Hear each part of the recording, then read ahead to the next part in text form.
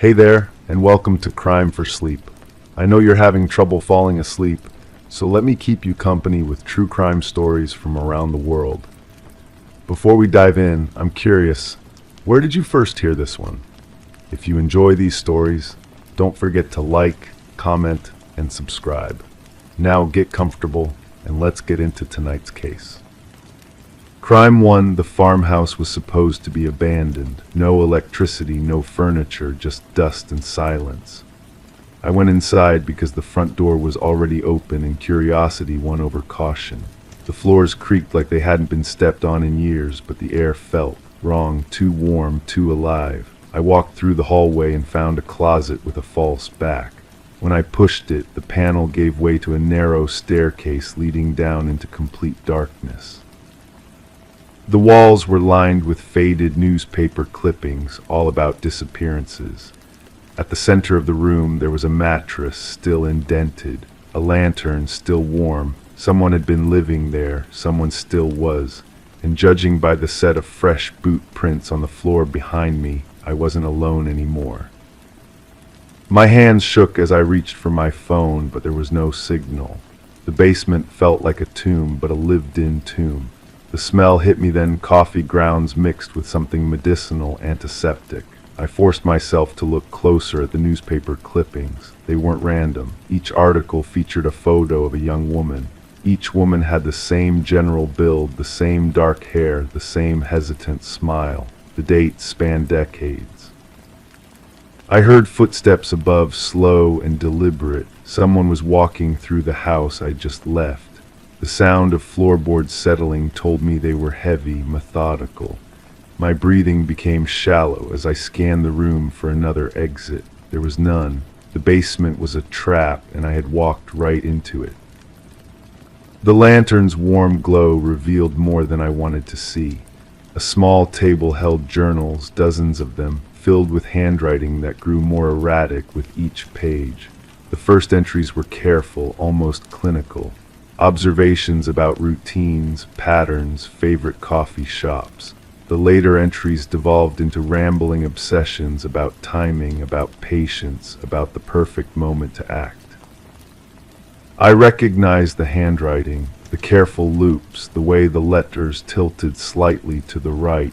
It was the same handwriting from the missing person report I'd filed for my sister 6 months ago. The same handwriting that had helped me fill out the forms, that had comforted me when the police said they'd do everything they could. The footsteps stopped directly above me. I could hear breathing through the floorboards, slow and controlled. Whoever was up there knew I was down here. They were waiting, listening, planning their next move just as carefully as they had planned everything else. I flipped through more journals, my hands trembling as the pieces fell into place. The handwriting documented not just my sister's disappearance, but others. The barista who'd vanished from the downtown cafe, the college student who'd never made it home from her evening jog, the real estate agent who'd gone missing while showing a property on the outskirts of town. Each case had been meticulously planned. Each victim had been studied, their routines mapped out with disturbing precision. And each journal entry ended the same way, with a detailed description of this room, this basement, this hidden space where someone could disappear completely. The smell of coffee grew stronger, and I realized someone was brewing a fresh pot upstairs. The normalcy of it made my skin crawl. This wasn't a crime of passion or desperation. This was routine, comfortable, practiced. Someone had been living in this farmhouse, using it as their base of operations while the world above assumed it was abandoned. I found a manila folder tucked behind the journals. Inside were photographs, surveillance shots taken from a distance. My sister walking to her car, my sister at the grocery store, my sister leaving work, and then others, the barista, the college student, the real estate agent, all of them unaware they were being watched, documented, studied. The footsteps started again, this time heading toward what I assumed was the kitchen. I heard the sound of cabinets opening and closing, the familiar rhythm of someone preparing a meal. The domesticity of it was terrifying. This person wasn't panicking about an intruder in their basement. They were going about their routine as if nothing had changed. I forced myself to keep looking through the evidence. At the bottom of the folder, I found something that made my blood freeze. A business card for a local private investigator. My business card. The one I'd been handing out to anyone who might have information about my sister's disappearance. The implications hit me like a physical blow. Someone had been watching me while I'd been searching for my sister. Someone had been documenting my investigation, my desperation, my growing obsession with finding answers. And now that someone knew I was here in their secret room, surrounded by evidence of their crimes. The coffee smell grew stronger, and I heard the sound of liquid being poured into a mug, then another mug. Someone was preparing 2 cups as if they were expecting company, as if they were planning to come down here and have a conversation with me. I tried to control my breathing as I noticed something else. The mattress in the center of the room wasn't just indented, it was still warm. Someone had been sleeping here recently. The lantern wasn't just warm, it was still burning, as if it had been lit just before I arrived. This room wasn't just a hiding place for evidence, it was home. The footsteps returned, slower now, more deliberate. I could hear the sound of liquid sloshing in ceramic mugs. Whoever was upstairs was coming down, and they were bringing coffee for both of us. The casual nature of it terrified me more than any threat or weapon could have. I pressed myself against the wall, trying to become invisible, but I knew it was useless. The person upstairs knew exactly where I was. They had probably been watching me approach the farmhouse, had probably left the front door open on purpose. This wasn't an accident or a coincidence. This was an invitation. The footsteps reached the top of the hidden staircase. I could see the glow of a flashlight beginning to descend toward me. The beam swept across the walls, illuminating the newspaper clippings, the journals, the photographs. It was a museum of disappearances, and I was about to become the newest exhibit. As the footsteps grew closer, I realized the most terrifying truth of all. I recognized the sound of those footsteps. I recognized the careful way they navigated the stairs, the familiar rhythm of someone I'd trusted completely. Someone who had helped me file missing person reports, who had comforted me during my darkest moments, who had promised to help me find my sister. The flashlight beam finally found me, and I looked up into the face of someone I'd known for years. Someone who had been there through every step of my investigation, offering support and guidance while secretly orchestrating the very crimes I was trying to solve. They smiled and offered me one of the coffee mugs, as if we were old friends meeting for a casual chat, as if the room full of evidence surrounding us was perfectly normal, as if they expected me to sit down and discuss the weather while my sister's fate hung in the balance.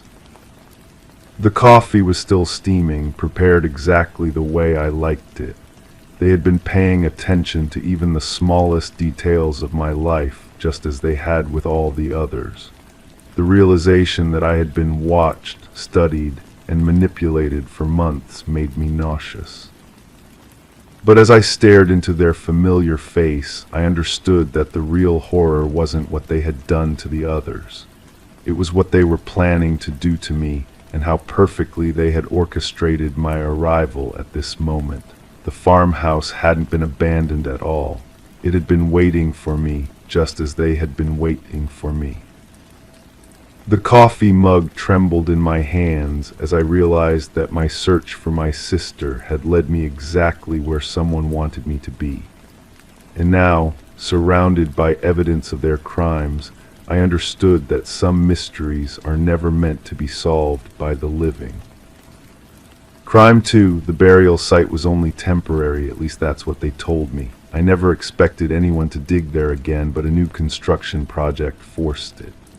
The call came in from the crew. Something was off. I went to check it out myself. What they uncovered wasn't what I buried. Instead of a small animal like I'd claimed years ago, they found a sealed metal box bolted shut.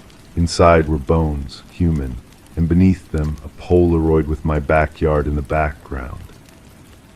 The angle was taken from the woods. I thought I was the only one who knew. Clearly, I was wrong. The photograph felt cold between my fingers. The paper had that waxy coating old instant cameras left behind, slightly yellowed around the edges.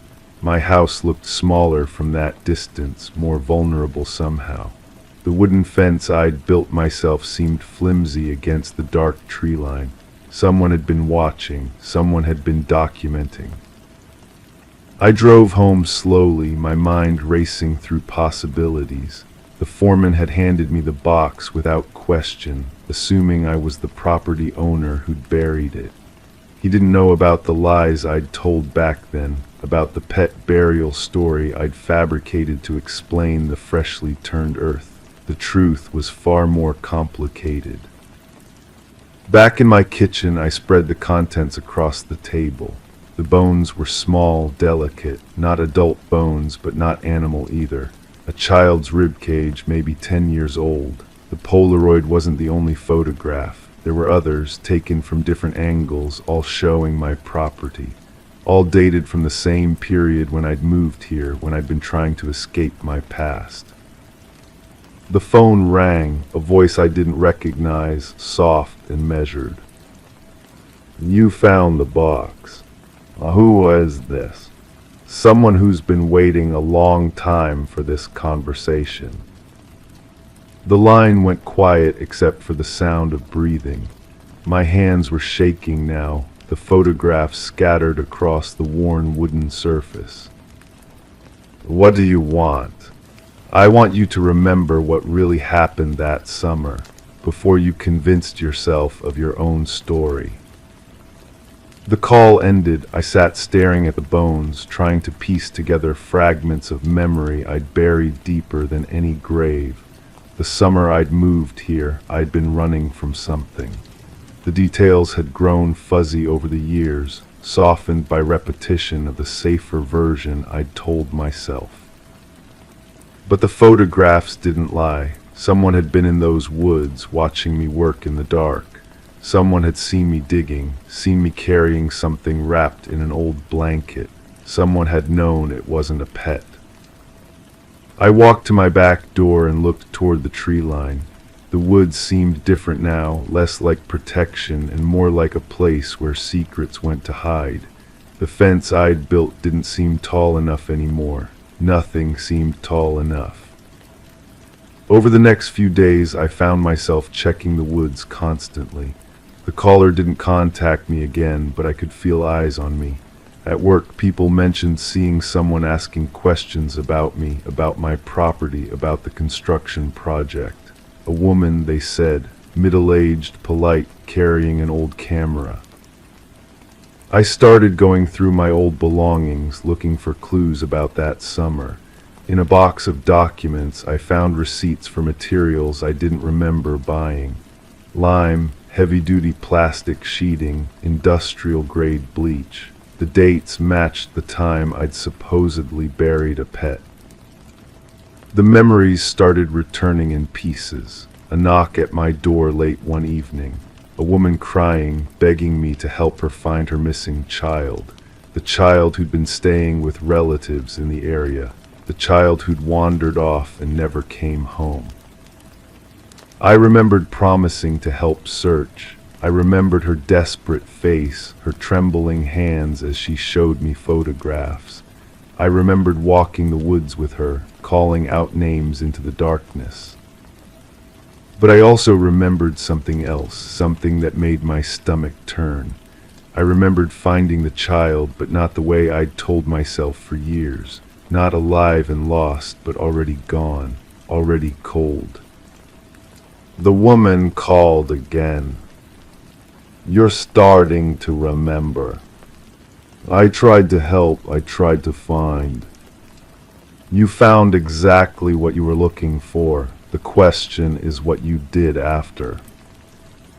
I closed my eyes, but the images were clearer now. The child's body, small and still. The woman's face when I told her I'd found nothing. The way she'd looked at me as if she could see through my lies. I didn't hurt anyone. No, you didn't, but you didn't save anyone either, did you? The truth was sitting in my kitchen, scattered across the table in bone fragments and fading photographs. I'd found the child's body, but I'd been too afraid to report it. Too afraid of the questions, the investigation, the scrutiny of my past. So I'd buried the evidence and told everyone I'd found nothing. The woman had never stopped looking. She'd watched me, documented my property, collected evidence. When she'd finally died, she'd left behind her proof, buried in the place where her child should have been laid to rest. I stared at the photographs again, seeing them with new eyes. They weren't just surveillance. They were a mother's documentation of the place where her child had truly been found. The place where I'd chosen convenience over compassion, self-preservation over truth. The construction crew had unknowingly exhumed a monument to my cowardice. The woman's final message, left for someone brave enough to dig up the truth. I should call the police. I should finally tell them what I'd found all those years ago, what I'd hidden instead of reporting. But as I reached for the phone, I hesitated. The story I'd told myself for so long had become comfortable, familiar. The truth felt like stepping into cold water. Outside, the woods were quiet. Somewhere in there, a child's real grave waited to be found. Somewhere in there, a mother's questions waited to be answered. I put the phone down and gathered the photographs. Some secrets, once buried, seemed determined to stay that way. Some truths were too heavy to carry, even after all these years. The bones went back in the box. The box went back in the ground, and I went back to pretending I'd never seen any of it. But now I know someone else is watching, someone else is documenting. Someone else is waiting for the right moment to dig up what should have stayed buried. The only question is whether I'll be ready when they do. Crime 3, I was helping renovate an old inn with a friend who bought the place. The building was old but charming until we pulled up the floorboards in one of the guest rooms. Underneath, we found a narrow trench lined with rusted chains bolted into the ground. A stained pillow was wedged in the corner. I didn't want to believe what I was seeing, but the evidence was undeniable. This wasn't a cellar or crawl space. This was a holding area. Someone had been restrained here. For how long, we couldn't tell. But the strangest part was the initials carved into the wood, mine, the same way I write them, the same slant, like someone had been expecting me. My friend stood frozen beside me, his hammer still gripped in his white-knuckled fist. The smell rising from that hidden space was wrong, not just dust and decay, but something organic that made my stomach turn. I knelt down and ran my fingers along the carved letters. The wood was smooth where the knife had cut, worn by what looked like years of someone tracing over the same marks. I'd never been in this building before, I was certain of that. Yet the initials weren't just similar to mine, they were identical. Every curve, every angle matched the way I'd signed my name since childhood. The realization crawled up my spine like cold fingers. We called the authorities immediately. The detective who arrived had tired eyes and moved through the scene with the practiced efficiency of someone who'd seen too much. She photographed everything, measured the space, collected samples from the pillow. When she asked about the initials, I told her the truth. They looked exactly like mine, but I had no explanation for how they got there. The investigation moved slowly. The inn's previous owner had died months earlier, leaving behind boxes of records that seemed to contradict each other. Guest registrations from different decades showed gaps, missing pages, entries that had been carefully erased. Some names appeared multiple times across years, but when authorities tried to trace them, they led nowhere. I found myself returning to the inn even when there was no work to be done. Something about that hidden space pulled at me, demanded my attention. I started going through the old records myself, looking for any mention of my name or family. The ledgers were water-damaged and difficult to read, but I persisted. In a guest book from several decades back, I found something that made my hands shake, an entry in handwriting that looked disturbingly familiar. The signature was mine, not similar, but identical. The date was from before I was born. The address listed was the street where I grew up, but the house number was wrong by 1 digit. I showed the entry to my friend, but he just shrugged it off as a coincidence. People have similar handwriting, he said. The street address was almost certainly a mistake, but I couldn't shake the feeling that I was missing something crucial. The detective called me in for another interview. She asked about my family history, whether I'd ever heard stories about relatives who might have visited the inn. I told her what I knew, which wasn't much. My family had always been private about the past. When I was young, asking questions about our history was met with uncomfortable silences and quick changes of subject. That night I called my mother. I hadn't spoken to her in months, but I needed answers. When I described the inn and the initials, there was a long pause on the other end of the line. Her voice, when she finally spoke, was different, smaller, more careful. She told me about an uncle I'd never heard of, my father's brother. He disappeared when I was very young, before I could remember him. The family had never talked about it because it was too painful. He'd been staying at various places, drifting from job to job, sending postcards but never staying anywhere long enough to be found. The last postcard had come from an inn. She couldn't remember the name, but she described the building in detail. It matched perfectly. I hung up the phone and sat in my kitchen, staring at my hands. The uncle I'd never known had my name. We'd been named after the same grandfather, she explained. It was a family tradition that had died with him. But that didn't explain the handwriting. It didn't explain why the initials in that hidden space looked exactly like mine, carved with the same distinctive slant I'd developed independently. It didn't explain why finding that space had felt less like a discovery and more like a return. The detective closed the case without charges. There wasn't enough evidence to prove anything had happened recently, and the previous owner was dead. The records were too contradictory to establish a clear timeline. The inn's history was full of gaps, missing persons who might have been guests or might have been something else entirely. My friend sold the building without finishing the renovations. The new owner sealed up the space under the floorboards and converted the building into apartments. I drove by sometimes, but I never stopped. The sight of it filled me with a mixture of dread and longing I couldn't explain. I still think about those initials. I practice writing my name on scraps of paper, comparing the letters to the memory of what I saw carved in that wood. Every time the match is perfect. Every time I'm reminded that some questions don't have answers that make sense. Sometimes I wonder if I'm remembering it wrong, if the stress of the discovery distorted my perception, made me see connections that weren't really there. But then I remember the smell of that hidden space, the weight of those chains in my hands, the way the carved letters felt smooth and familiar under my fingertips. The official report listed it as a historical curiosity. Old buildings often had strange spaces, the detective explained. The chains could have been used for storage. The pillow could have been dropped by accident decades ago. The initials were probably left by a guest who happened to share my name and had similar handwriting.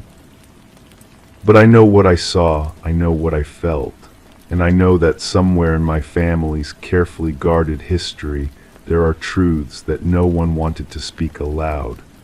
The uncle who disappeared might have found his way to that inn for reasons that had nothing to do with coincidence. I've stopped asking questions about my family's past. Some doors once opened can't be closed again. Some discoveries change everything, even when they don't change anything at all. The initials are still there under new floorboards in a room where someone else sleeps now. And sometimes, in the quiet moments before sleep, I find myself tracing those same letters in the air, wondering if muscle memory can be inherited, if some parts of us exist in places we've never been. Crime 4. Years ago, I lost a backpack in the woods behind my old school. I thought it had been stolen. Inside were journals, drawings, and other personal things I never expected to see again. But one morning last week, it was sitting on my front steps, clean, untouched, and zipped tight. Everything was inside just as I remembered, except for one thing, a single photograph of me taken from behind a tree. In the background, I could see the outline of someone standing in my old bedroom window. Whoever took it had been close, too close. I thought the forest swallowed it. Turns out, someone kept it and waited until now to give it back. The photograph felt cold between my fingers. The paper was glossy, expensive, not the kind of film I ever used. My younger self walked unknowing through the frame, captured in a moment I couldn't remember. The angle suggested someone crouched low, hidden behind the massive oak that used to shade our backyard. But what disturbed me most was the figure in the window, a shadow that shouldn't have been there. My parents worked during those afternoon hours. I lived alone in that house for months after graduation. I turned the photo over. No date, no marking, just a small smudge of what looked like soil. The same dark earth I remembered from those woods, rich and damp, clinging to everything. I could smell it now, that earthy scent that made my skin crawl. It reminded me of the day I lost the backpack, the day I ran through those trees faster than I'd ever run before.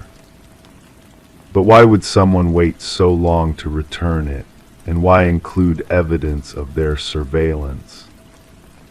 I decided to visit the old neighborhood. The house stood empty now, a for sale sign creaking in the wind. The windows were dark, but I could still see into my former bedroom. The angle matched perfectly with the photograph. Someone had stood in that exact spot, watching me, waiting for the right moment to document my presence. The current owner, an elderly woman with nervous hands, let me walk through the property.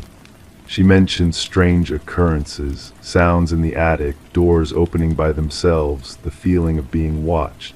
But what caught my attention was her description of the previous tenant, someone who lived there briefly between my family and hers. A quiet person who kept odd hours and asked too many questions about the family who lived there before. I pressed for details. She remembered boxes in the basement, personal items that weren't claimed when the tenant disappeared without notice. Her words sent a chill through me. She offered to show me what remained. The basement smelled of mildew and something else, that same earthy scent from the photograph. In the corner, behind a water heater, I found them. More photographs, dozens of them, all of me taken from different angles, different seasons. Some from the woods, others from the street, a few from what looked like inside the house itself. But the most disturbing discovery was a journal, not mine, someone else's. The handwriting was careful, methodical, page after page of observations about my daily routine, my habits, my schedule. Notes about when I left for school, when I returned, when the house went dark. The entries continued for months, ending abruptly on a date I remembered too well. The day I lost my backpack. The journal's final entry was different, urgent, almost panicked. It described a confrontation, a mistake, the need to preserve everything until the right moment. The writer had been discovered, had to flee, but promised to return someday to complete the documentation. I photographed every page with trembling fingers. The handwriting looked familiar, but I couldn't place it. Someone who knew me, who had access to my life in ways I never suspected. The journal mentioned details only someone very close could know, conversations with friends, problems at school, fears I'd never shared with anyone. As I prepared to leave, the elderly woman appeared at the top of the basement stairs. Her expression had changed. The nervousness was gone, replaced by something calculating, almost satisfied. She asked if I'd found what I was looking for. Her choice of words struck me as odd. Not found anything interesting or found what you needed, but what I was looking for, as if she knew exactly what I'd discover. I studied her face more carefully. The bone structure, the way she held her head when she spoke. Familiar, but aged, changed. She noticed my scrutiny and smiled. It wasn't a friendly smile. She mentioned that the tenant had returned recently, just for a few hours, to collect some forgotten items. She'd given them a key, trusting them as she would an old friend. They'd been so grateful, so polite, so interested in knowing whether anyone had come looking for information about the previous family. My blood went cold. The backpack had been returned exactly 1 week ago. Someone had been in that basement, retrieving those photographs, selecting which ones to keep and which ones to leave. They'd chosen the most invasive image as their calling card, their way of announcing their return. But why now? What had changed? I left the house with more questions than answers. The photographs in my phone felt like evidence, but evidence of what? A crime, obsession, or something more calculating. At home, I spread everything across my kitchen table. The returned backpack, the mysterious photograph, the images from the basement, screenshots of the journal entries. A pattern emerged, one that made my skin crawl. The documentation had been systematic, professional. This wasn't the work of a casual stalker or someone with a simple obsession. Someone had been building a case, collecting evidence, waiting for the right moment to use it. I called the police, but what could I report? That someone had returned my stolen property, that I'd found old photographs in an abandoned basement. The detective listened politely, but pointed out that no actual crime had been committed. The backpack was mine, returned voluntarily. The photographs were taken from public spaces. The journal, while disturbing, contained no explicit threats. But I knew better. This was just the beginning. The next morning, I found another photograph under my windshield wiper. This one was recent, very recent. It showed me sitting at my kitchen table the night before, examining the evidence. The angle suggested it was taken from the house across the street, from a window that should have been empty. I was no longer investigating a cold case. I was living inside one. The woods had returned my backpack, but they'd also returned something much more dangerous. Someone who had been watching, waiting, planning. Someone who wanted me to know they'd never really gone away. And now they were ready to finish what they'd started all those years ago. The photograph was still warm. Crime 5, I kept hearing whispers in the apartment, soft murmurs that seemed to follow me from room to room. I blamed the plumbing, the vents, even my imagination.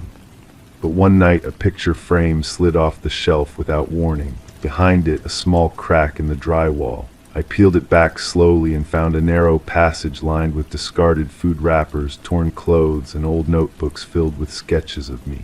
Someone had been living between the walls, watching, writing, studying. The last page in the notebook simply read, "Soon, I never stayed another night." The detective assigned to my case had tired eyes and ink-stained fingers. She spread the evidence across her desk like puzzle pieces that refused to fit together. The notebooks contained detailed observations about my daily routines, my work schedule, even conversations I'd had on the phone. The handwriting was precise, almost mechanical, with each letter carefully formed as if the writer had practiced for hours to perfect their script. I found myself studying those pages obsessively, trying to understand who had been documenting my life with such meticulous care. The sketches weren't just random drawings, they captured moments I barely remembered. Me brushing my teeth in the morning light, me reading on the couch with my legs tucked under me, me standing at the kitchen window, coffee mug in hand, watching the world outside. The building manager claimed no one had reported any unusual activity. The other tenants seemed genuinely shocked when questioned. Mrs. Chen from downstairs mentioned hearing footsteps at odd hours, but she'd assumed it was me. The young couple next door had complained about scratching sounds in their walls, but maintenance had dismissed it as mice. I began retracing my steps, trying to pinpoint when the whispers had started. It wasn't sudden, that much I knew. The sounds had crept into my awareness gradually, like a headache that builds so slowly you don't notice it until it's overwhelming. I'd been living in that apartment for almost 2 years, and somewhere in that span, someone had made themselves at home in the spaces between my walls.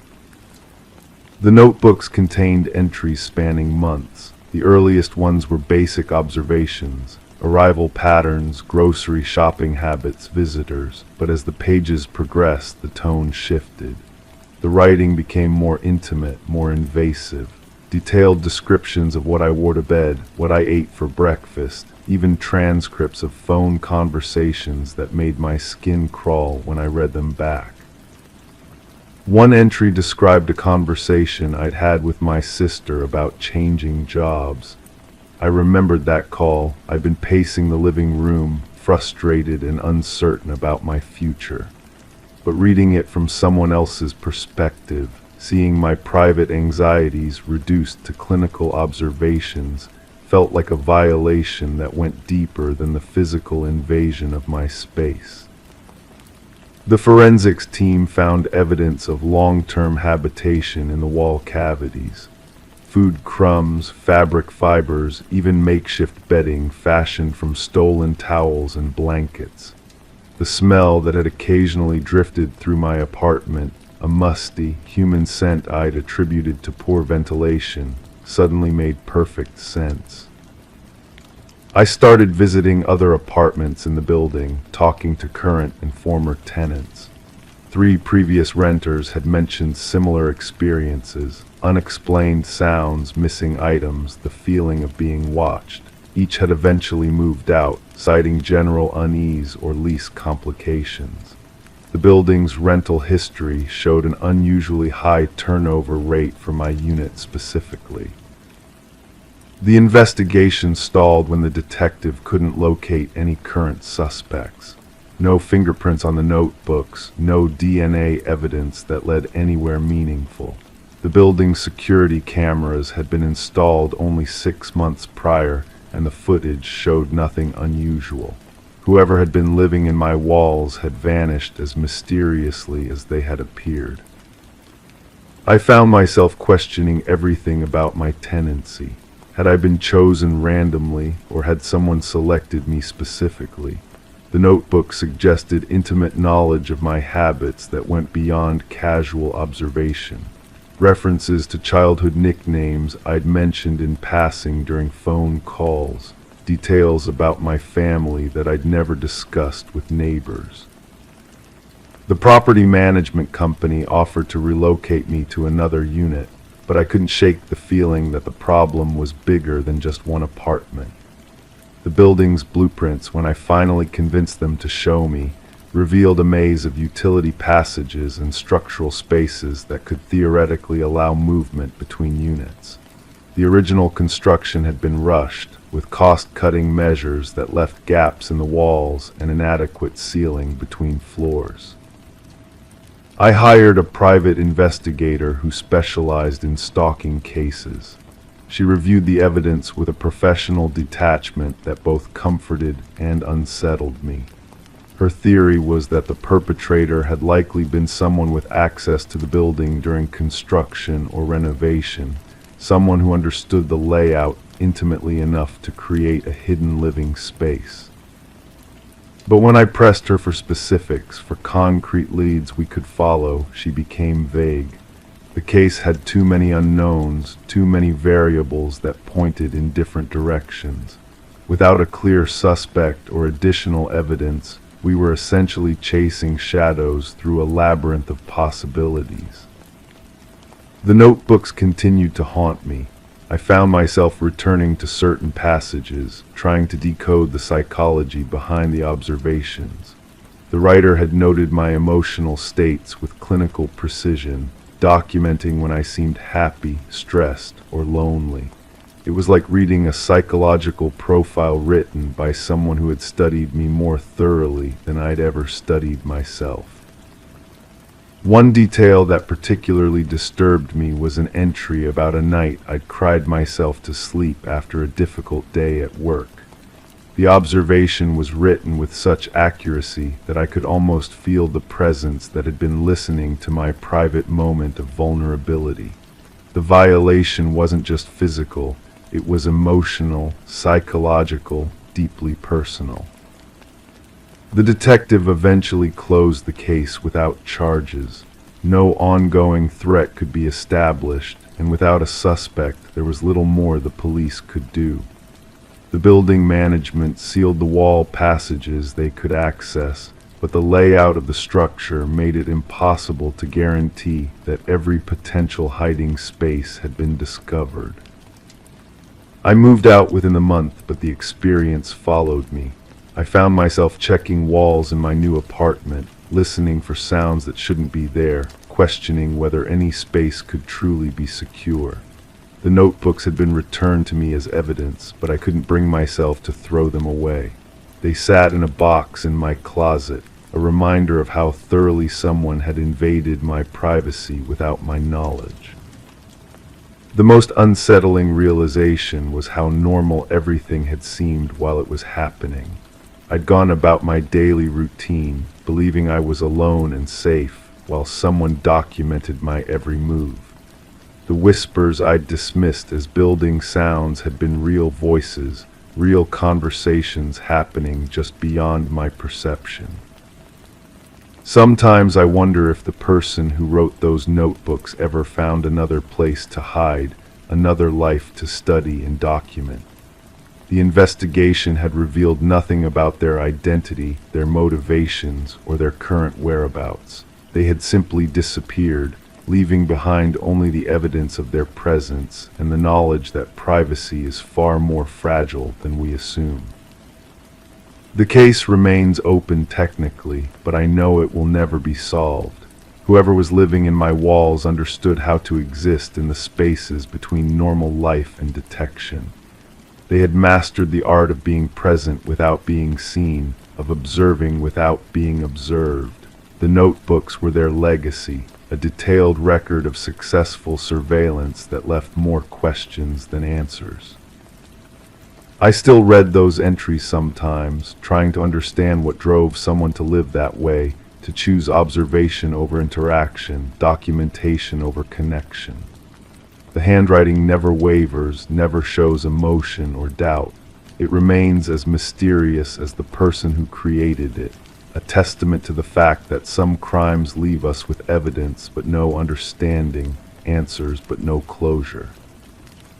Crime 6, the dog came back from the backyard wagging its tail like always, but something was off. It was chewing on something, knowing like it had found a bone. When I got closer, I froze. It wasn't a bone, it was a finger, human. The nail was cracked, the skin torn, and there was a silver ring still attached. I immediately checked the fence. No break, no hole, nothing. I called the police, but when they arrived, the finger was gone. The dog had buried it again, somewhere. The next day I woke up to dirt on my doorstep and another finger perfectly placed on the mat. I kept staring at that second finger, trying to make sense of what I was seeing. The skin was pale, almost translucent, and there was something familiar about the shape of the nail. The way it curved slightly to the left. I'd seen that before, but I couldn't place where. My hands were shaking as I called the police again, but this time I took pictures first. Flash after flash, documenting every angle, every detail. The detective who arrived was different from the one who'd come the day before. She wore thick glasses and spoke in a monotone voice that made everything sound routine. She asked me questions I couldn't answer properly. Had I noticed any strangers in the neighborhood, any unusual activity, any missing persons I might know about? I kept saying no, but my voice sounded hollow even to me. The truth was, I barely knew my neighbors. I worked from home, ordered groceries online, lived a quiet life behind closed curtains. The detective bagged the finger and left me with a case number and a business card that felt rough between my fingers. That night I couldn't sleep. Every sound from the backyard made me jump. The dog seemed restless too, pacing back and forth by the back door, whimpering softly.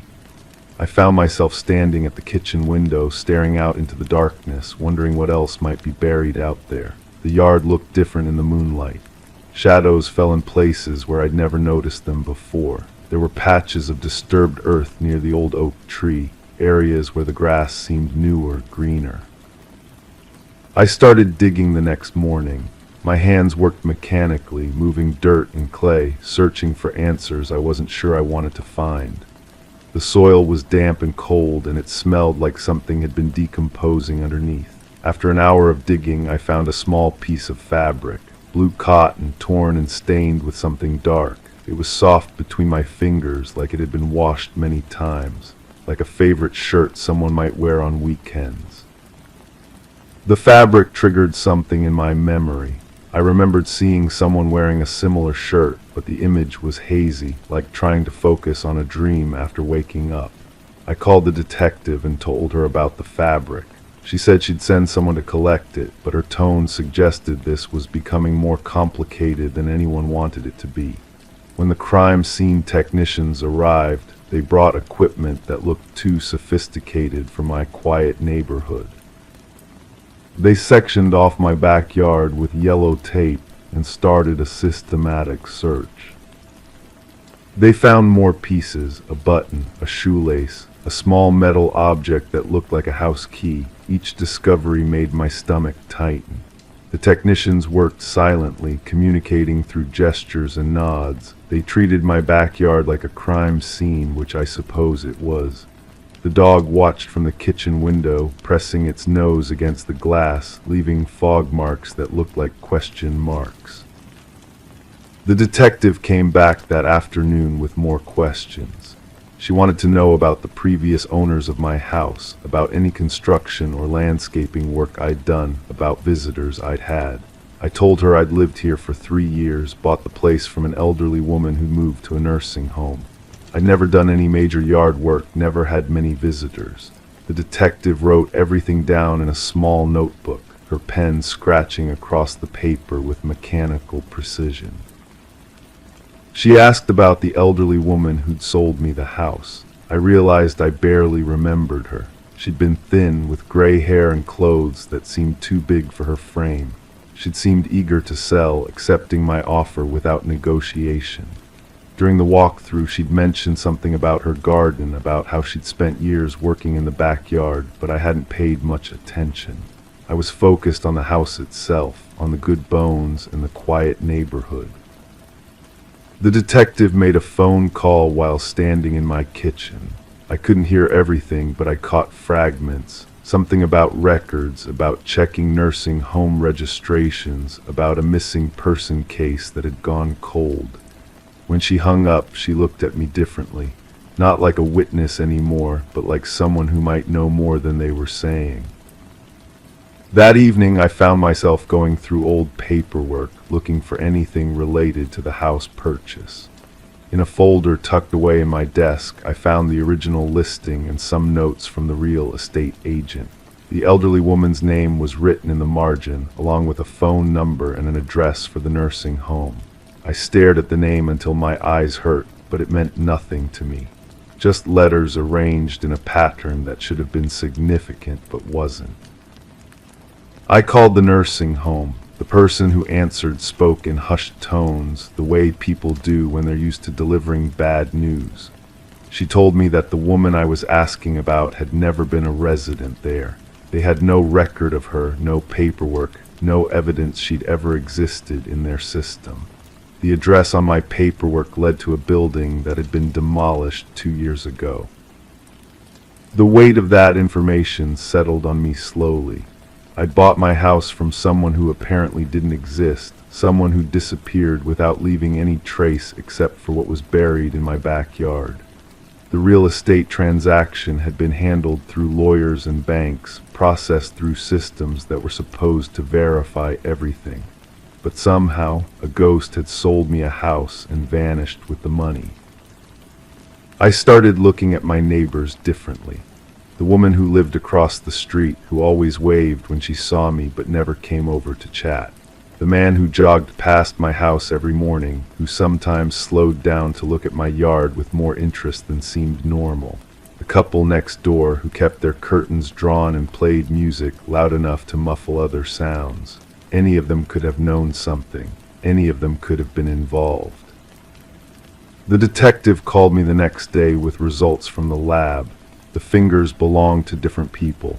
2 different victims, both adult females, both dead for an estimated 6 months to a year. The DNA was being run through missing persons databases, but the process would take time. Time I didn't think I had, because every night I could hear the dog digging in the backyard, bringing up new pieces of evidence I wasn't sure I wanted to see.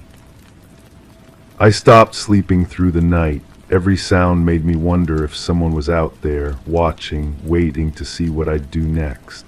The house felt different now, like it was holding secrets in its walls, in its foundation, in the soil beneath it. I thought I was buying a quiet home in a safe neighborhood, but I'd inherited something much darker.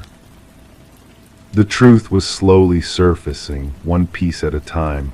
But I was beginning to understand that some truths are too heavy to carry alone.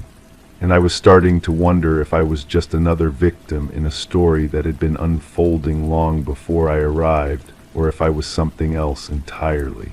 Something I wasn't ready to admit, even to myself.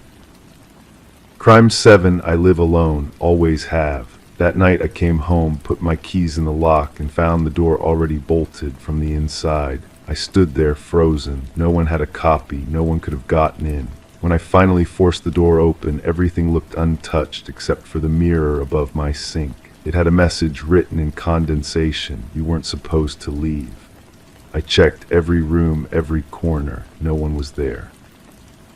But in the corner of the living room, behind the curtain, a fresh footprint was pressed into the carpet, facing outward, waiting. Building superintendent was a man of few words, but his hands shook when I asked about the master keys. He kept glancing at the maintenance logs, fingers tracing lines I couldn't read from where I stood. The pages were water-stained, some entries smudged beyond recognition. When I pressed him about who else might have access, he mentioned a previous tenant who'd been evicted last month. The name was crossed out in the ledger, but the handwriting beneath was still visible if you held it to the light. I found myself returning to that footprint repeatedly, measuring it against my own shoes. It was smaller, narrower. The carpet fibers were pressed down in a pattern that suggested someone had stood there for quite some time, not moving, just watching. The curtain above showed no signs of being disturbed, but when I ran my fingers along the fabric, I felt something sticky near the bottom hem. A substance that left a faint metallic taste in my mouth when I unconsciously touched my lips afterward. The message on the mirror had faded by morning, but I could still make out the ghostly outline of each letter. I took photographs from every angle, adjusting the lighting, hoping to capture something the naked eye might miss. In one photo, there appeared to be a second set of writing beneath the first, fainter but still legible. Third drawer left side. My kitchen had no third drawer on the left side, but my bedroom dresser did. Inside that drawer, wrapped in tissue paper I'd never seen before, was a small recording device, still warm. The battery indicator showed it had been recently used. When I pressed play, I heard my own voice having conversations I couldn't remember. Phone calls with people whose voices I recognized but couldn't place. In one recording, I was giving someone detailed instructions about my daily routine, my work schedule, when I typically left and returned. The voice responding was careful, asking specific questions about my neighbors, my building's security, whether I kept spare keys anywhere. I called the phone company to request records of my recent calls. The representative was helpful but confused. According to their logs, my phone had been making calls during periods when I was certain it was charging on my nightstand while I slept. Long conversations in the middle of the night, some lasting over an hour. The numbers were all local, but when I tried calling them back, they either didn't exist or went to voicemail boxes with generic messages. My neighbor from across the hall mentioned seeing me in the hallway at strange hours.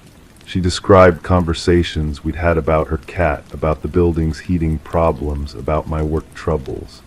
I'd never spoken to her about any of these things. According to her, I'd been asking detailed questions about her schedule, when she was typically home, whether she'd noticed any unusual activity in the building. She seemed surprised when I couldn't remember these conversations. The building's security cameras had been malfunctioning for weeks, according to the property manager. Someone had been tampering with the wiring, creating blind spots throughout the building. The maintenance requests were piling up, but each time a technician arrived, they found the cameras working perfectly. Only later would residents report seeing figures in the hallways who shouldn't have been there, people who seemed to know exactly where the cameras couldn't see them. I started keeping a journal, documenting every detail I could remember about that night and the days that followed. But when I reread my entries, I found discrepancies. Notes in my handwriting that I couldn't remember writing, descriptions of events that didn't match my memory. In one entry, I'd written about finding a spare key hidden in my apartment, one I'd apparently placed there myself but had completely forgotten about. The entry included a detailed map of where I'd hidden it, but when I checked, there was no key there. The previous tenant's name kept appearing in different contexts. Neighbors mentioned seeing them recently, despite the eviction. The mail carrier mentioned deliveries that were still being accepted by someone in my apartment. When I checked with the postal service, they had records of packages being signed for during times when I was at work. The signature looked remarkably similar to my own, but with subtle differences that suggested someone had been practicing. I hired a private investigator to look into the evicted tenant's background. What we discovered was disturbing. They had a history of identity theft, of studying their targets for months before making a move. They were skilled at mimicking behavior patterns, at inserting themselves into people's lives so gradually that the changes went unnoticed. The investigator found evidence of similar cases in other buildings across the city, all following the same pattern. The investigator's report included surveillance photos taken from buildings where the former tenant had been seen. In several images, there was a figure who bore a striking resemblance to me, but the photos were taken during times when I could prove I was elsewhere. The figure was wearing my clothes, carrying my bag, even walking with my distinctive gait. It was as if someone had been studying me so intently that they could replicate my movements perfectly. But the most unsettling discovery came when I was reviewing the investigator's final report. Among the evidence was a recording device identical to the one I'd found in my drawer. When played, it contained hours of my own voice, but saying things I'd never said, agreeing to arrangements I'd never made, providing information I'd never given. The voice was mine, but the words belonged to someone else. I moved out of that apartment within a week. New building, new locks, new phone number. But sometimes, late at night, I receive calls from my old number. When I answer, I hear my own voice on the other end, having conversations with people I don't recognize, making plans I never agreed to. The voice sounds exactly like mine, but it's discussing a life I'm not living, relationships I don't have, commitments I never made. The footprint in the carpet wasn't the only evidence someone had been in my apartment. It was just the only evidence I was meant to find. Everything else was hidden in plain sight, woven so carefully into my daily routine that I'd accepted it as normal.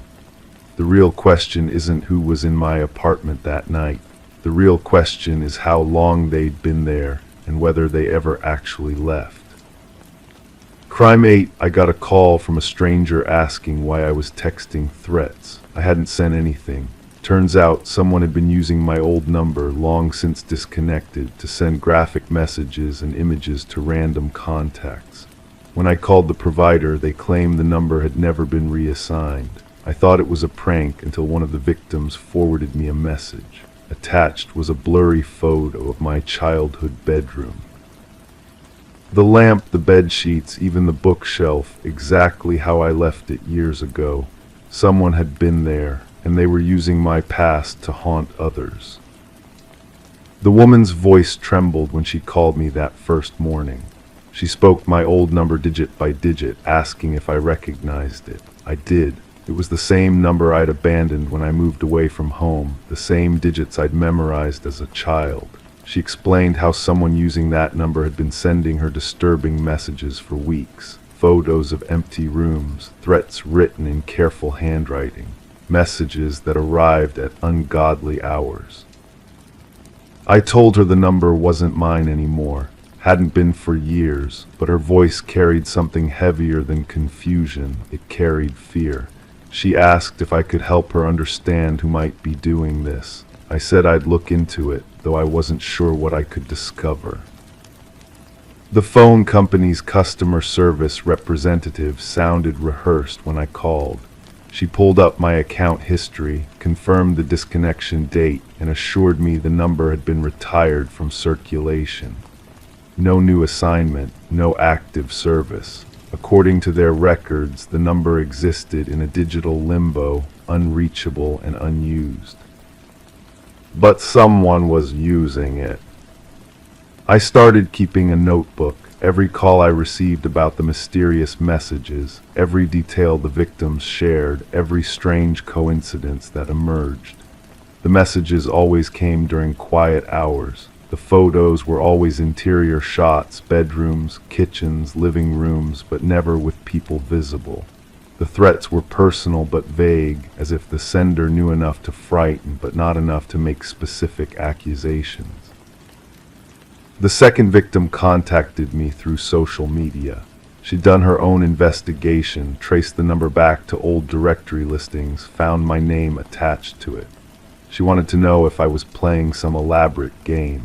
Her voice carried exhaustion when we spoke on the phone. She'd been receiving messages for months, photos of rooms that looked familiar but weren't quite right, furniture arranged differently than she remembered, windows that should have been on the left side of the frame appearing on the right.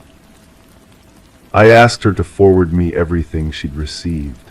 The messages arrived in my inbox like digital evidence, each one time-stamped during hours when I was provably elsewhere. The photos were unsettling in their mundane detail. A kitchen counter with dishes arranged in perfect rows, a bathroom mirror reflecting nothing but empty space, a bedroom with rumpled sheets and an impression left on the pillow. The third victim was a man who'd been receiving calls, not messages, actual phone calls from my old number. He said the caller never spoke, just breathed into the receiver and sometimes played recordings. Fragments of conversations, pieces of old answering machine messages, sounds that might have been footsteps in empty rooms. He'd started recording these calls, collecting them like evidence of something he couldn't yet name. I listened to his recordings in my car, parked outside the library where I'd been spending afternoons researching phone system vulnerabilities.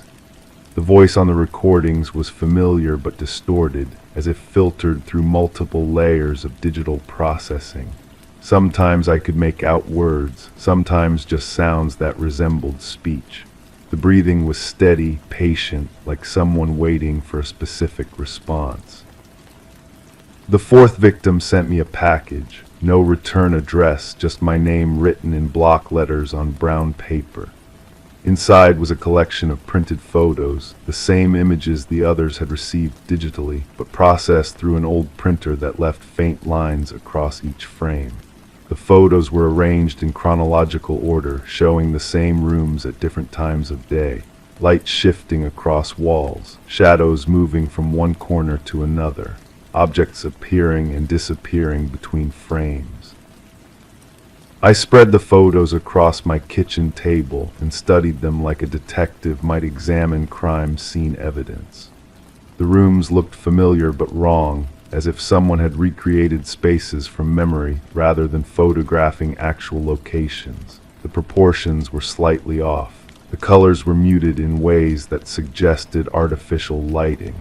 The furniture was arranged with the kind of precision that comes from careful planning rather than natural habitation.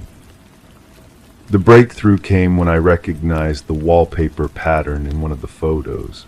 It was the same pattern from my childhood bedroom, but photographed from an angle that was impossible given the room's actual layout. The window was in the wrong place. The door frame was too narrow. Someone had reconstructed the room based on incomplete information, filling in gaps with educated guesses. I drove to my childhood home for the first time in years. The current owners were suspicious when I explained my situation, but they let me walk through the house. My old bedroom had been converted to an office, the wallpaper replaced with neutral paint. Nothing remained of the space I'd known, but the proportions were exactly as I remembered them, proportions that didn't match the photos I'd been shown. The local police were polite but unhelpful when I filed a report. They explained that phone spoofing was common, that creating fake numbers was relatively simple with the right software. They couldn't investigate harassment claims on behalf of victims who lived in different jurisdictions. They suggested I contact the federal authorities if the messages crossed state lines. I spent weeks trying to contact more victims, posting in online forums, searching social media for mentions of my old number. The responses I received painted a picture of systematic harassment spanning months, maybe years. People who'd been receiving messages, calls, and photos they couldn't explain. People who'd contacted phone companies, police departments, and private investigators without finding answers. The pattern emerged slowly. Every victim had some connection to my past, former classmates, old neighbors, people who'd known me during the years I'd used that number. The messages weren't random harassment. They were targeted communications sent to specific individuals who'd been part of my life during a particular period. I started making lists, people from high school, family friends, former coworkers, anyone who might have had my old number stored in their contacts. The names filled several pages, but I couldn't identify a common thread beyond their connection to me. Some I'd lost touch with naturally. Others I'd deliberately avoided after falling out or growing apart. The fifth victim was someone I'd hoped never to hear from again. We'd been close once before things went wrong in ways that made continued contact impossible. They called me directly, bypassing the careful distance we'd maintained for years. Their voice carried the same exhaustion I'd heard from the others, but underneath was something else, recognition, maybe, or resignation. They'd been receiving messages for longer than anyone else, photos of spaces that looked like places we'd spent time together, recordings of conversations that might have been lifted from old voicemails, messages that referenced shared experiences in ways that felt like accusations or confessions. They wanted to know if I was behind it, if this was my way of breaking the silence between us. I told them what I'd told the others, that I wasn't responsible, that I was trying to understand what was happening. But their questions made me examine my own certainty. Could I account for every hour of my time? Was I sure I hadn't been sleepwalking through some elaborate revenge scheme? The doubt they planted grew like a seed in poisoned soil. The investigation consumed my evenings and weekends. I traced phone records, researched digital forensics, interviewed anyone willing to speak with me. The technical explanations I found were plausible but incomplete. Yes, someone could spoof a phone number. Yes, they could send messages that appeared to come from a disconnected line. But the personal details embedded in the harassment suggested access to information that should have been private. The photos bothered me most, not just because they depicted familiar spaces, but because they felt like memories externalized.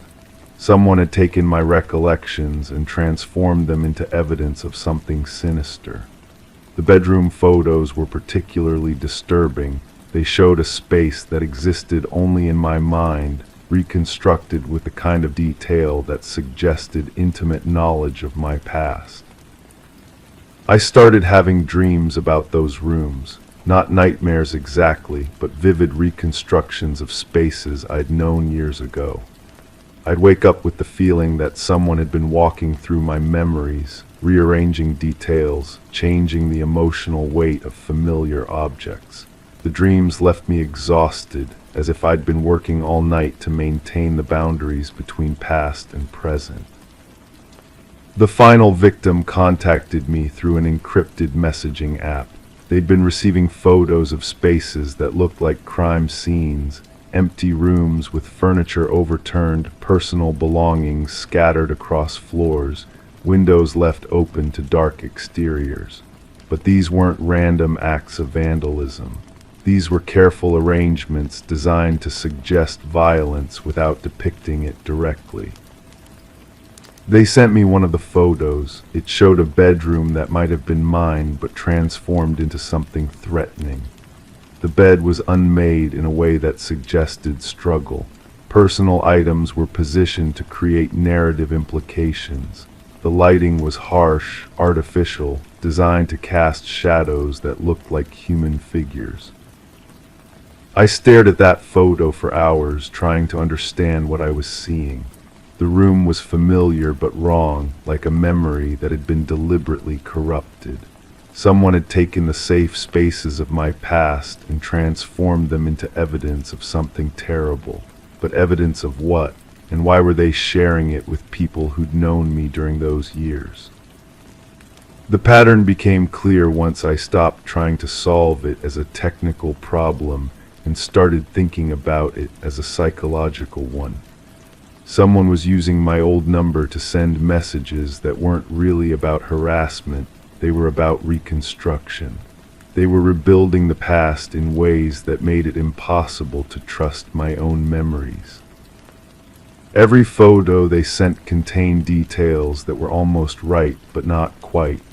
Every message they composed referenced shared experiences that might have happened, but probably didn't.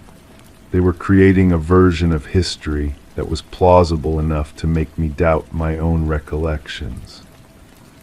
I never found out who was responsible. The messages stopped arriving as suddenly as they'd begun. The victims gradually stopped contacting me. The investigation files I'd assembled became a collection of unanswered questions and abandoned leads, but the doubt remained, growing stronger with each passing day. Sometimes I catch myself wondering if I really remember my childhood bedroom correctly, if the wallpaper pattern was exactly as I recall, if the furniture was arranged the way I think it was. The photos showed me a version of that space that felt more real than my actual memories, and that's when I understood what had really been stolen from me. It wasn't just my old phone number. It was my certainty about my own past. Crime 9. At a yard sale, I found a strange porcelain doll. Same hairstyle I had as a kid, same clothes I wore in my old photos. I bought it out of morbid curiosity. When I brought it home, I noticed something carved under its foot, a date that matched one of my hospital visits as a child. The next day, I found a shoebox on my doorstep. Inside were Polaroids of the doll in various parts of my childhood home, always placed in the background of family moments. Whoever took those pictures had been there with us, hidden, documenting, waiting for me to notice. The photographs felt cold between my fingers, each one a violation I couldn't quite comprehend. The edges were yellowed with age, the kind of aging that only comes from being handled repeatedly, studied, cherished in ways that made my skin crawl. I spread them across my kitchen table, trying to make sense of what I was seeing. There was the doll, positioned behind our Christmas tree. Another showed it tucked beneath the couch during what looked like my birthday party. The angle of each shot suggested someone crouched, hidden, patient. My hands trembled as I recognized the wallpaper, the furniture, the very air of spaces I had considered safe. Someone had been there, breathing the same air, watching us live our lives while documenting something I couldn't yet understand. The doll's painted smile seemed to mock me from every image, its glassy eyes reflecting camera flashes from decades past. I called my mother that evening, my voice carefully controlled. I asked about the old house, about visitors we might have had, about anyone who might have had access to our home during those years. Her responses were fragmented, uncertain. She remembered a neighbor who used to help with yard work, a family friend who had keys for emergencies, various repair workers who came and went. Too many possibilities, too many faces blurred by time and selective memory. The next morning I drove to the yard sale location. The house stood empty, a realtor's sign planted in the overgrown lawn. I knocked on neighboring doors, asking about the previous occupants. An elderly woman remembered them vaguely, a quiet family who kept to themselves, who had lived there for decades before moving away suddenly. She mentioned boxes and boxes of belongings left behind, things the family never came back to collect. Back home, I examined the doll more closely. Its porcelain skin was flawless except for the carved date, which seemed to have been etched with something sharp, perhaps a knife or medical instrument. The clothing was handmade, stitched with care and precision that spoke of obsessive attention to detail. The fabric felt authentic to the period, as if it had been crafted specifically to match garments from my childhood photographs. I began going through old photo albums, comparing the doll's appearances with my family's documentation of those same moments. In every instance, the doll was present but never acknowledged, never mentioned in the captions my mother had written on the backs of photographs. It was as if someone had inserted themselves into our history, creating a parallel narrative we'd never been aware of. The hospital date carved into the doll's foot haunted me. I contacted the medical facility, though I knew records from that period might be difficult to access. What I discovered was worse than I'd imagined. The date corresponded not just to my visit, but to a specific procedure I'd undergone, something minor that had required a short stay. Someone had known about this, had documented it, had cared enough to immortalize it in porcelain and cloth. I started noticing things about my current apartment that I'd never paid attention to before. Small items that seemed out of place, photographs that appeared to have been moved slightly, a lingering scent that didn't belong to any product I used. The paranoia was consuming, but I couldn't shake the feeling that the same presence had followed me through the years, adapting, evolving, waiting. The breakthrough came when I decided to research the doll's construction. The porcelain work was professional, the kind produced by skilled craftspeople who signed their work or sold through specific channels. I contacted antique dealers, doll collectors, anyone who might recognize the craftsmanship. One dealer recognized the style immediately. It belonged to someone who had run a small workshop decades ago, someone who specialized in custom work, in creating dolls that resembled real children. The workshop owner had kept detailed records, and after considerable persuasion, I was allowed to examine them. The entry for my doll was there, commissioned by someone whose name had been carefully erased from the ledger. The description was chilling in its precision.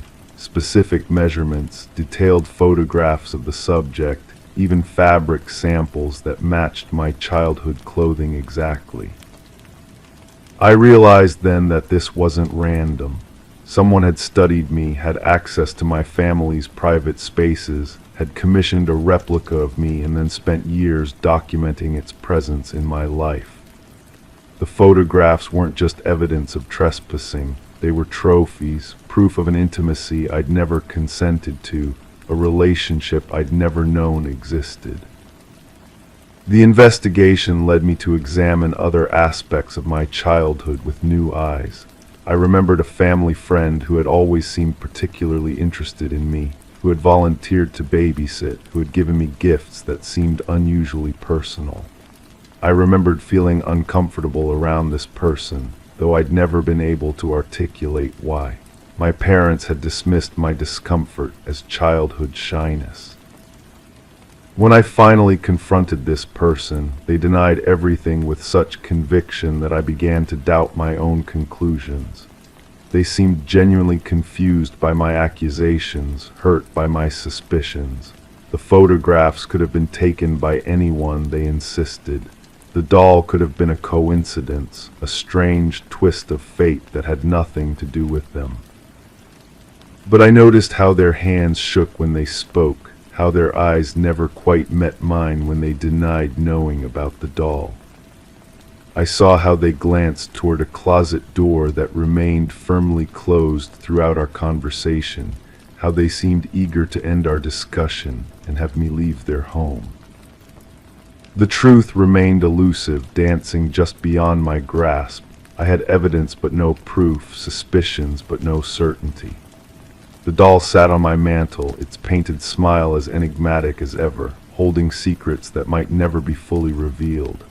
Sometimes I caught myself staring at it, wondering if it had been meant as a gift or a warning, whether its creator had loved me or simply been fascinated by the idea of possessing something that looked like me.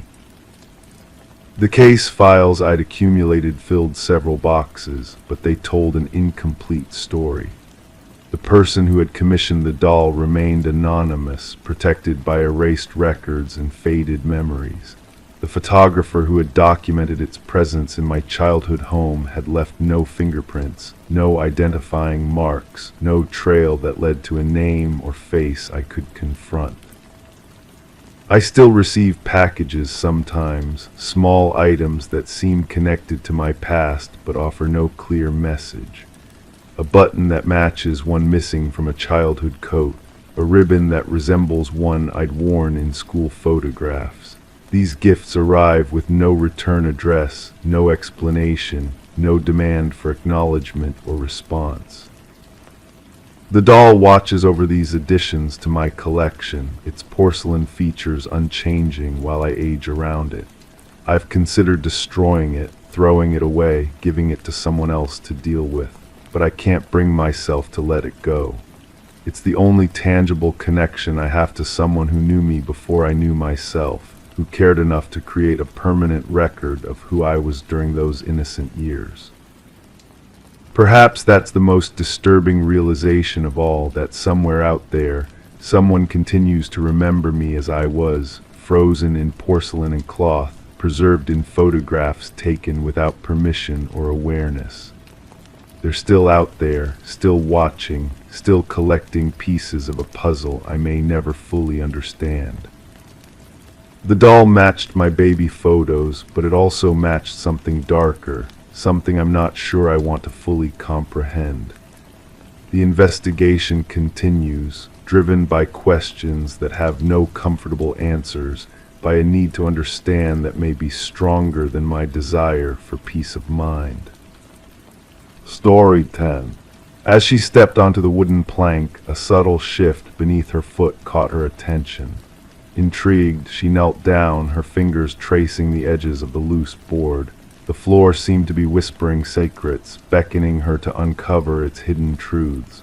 With gentle precision, she lifted the boards, unveiling a dark, mysterious space beneath the house.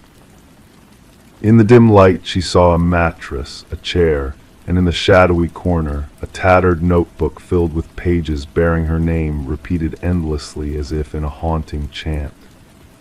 Detective Morgan Reed stood silently behind Sarah Coleman, observing the mix of fear and curiosity in her gaze as she peered into the abyss beneath her newfound sanctuary. The dread in Sarah's eyes transcended mere surprise. It was a violation of her safety, an intrusion of malevolence into what was meant to be a fresh start. "Do not disturb anything further." Detective Reed's voice was a calm anchor in the eerie stillness. With a click, the flashlight pierced the darkness, revealing walls adorned with surveillance photos capturing Sarah's every move, walking to her car, entering buildings, conversing with friends. A shrine of obsession hidden beneath her very feet. Sarah had purchased the quaint cottage from the estate of Walter Green, an elderly recluse who had passed away with no known kin. The property had sat abandoned for months, its listing painting a picture of charm and minor renovations. Nothing about the hidden chamber had been mentioned during inspections or the sale. "I never met him, the previous owner." Sarah's voice was barely a whisper. "The neighbors said he kept to himself. I thought that basement entrance had been sealed off long ago. That's what the inspection report indicated." The arrival of crime scene investigators brought a flurry of activity as they documented every detail, extracting the mattress, chair, and notebook from the clandestine space. Forensic analysis revealed Walter Green's fingerprints scattered throughout, a testament to his clandestine presence. What troubled the investigators most was the timeline they uncovered. Walter had been watching Sarah for years, blending into her world unnoticed. The level of fixation suggests a dangerous escalation, the department psychologist remarked during a briefing. He had moved beyond mere infatuation to meticulous planning. The hidden chamber was a prelude to something more sinister.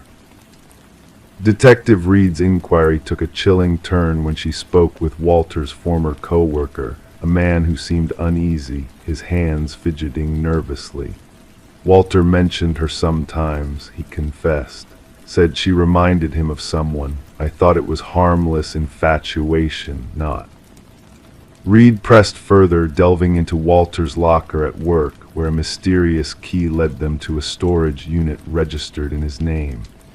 The metallic door creaked open, revealing a replica of Sarah's former life furniture, decor, even a mannequin mirroring her appearance. The calendar marked a date ominously, hinting at a sinister plan destined to unfold. It came to light that Walter had a history of obsession stemming from his youth, tied to a delusion of love known as erotomania.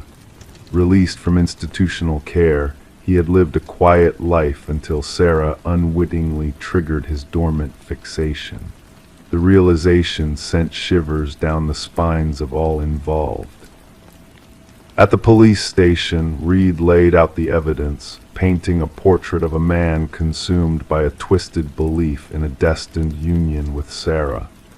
In his mind, their connection was sacred, she explained. He believed they were meant to be together.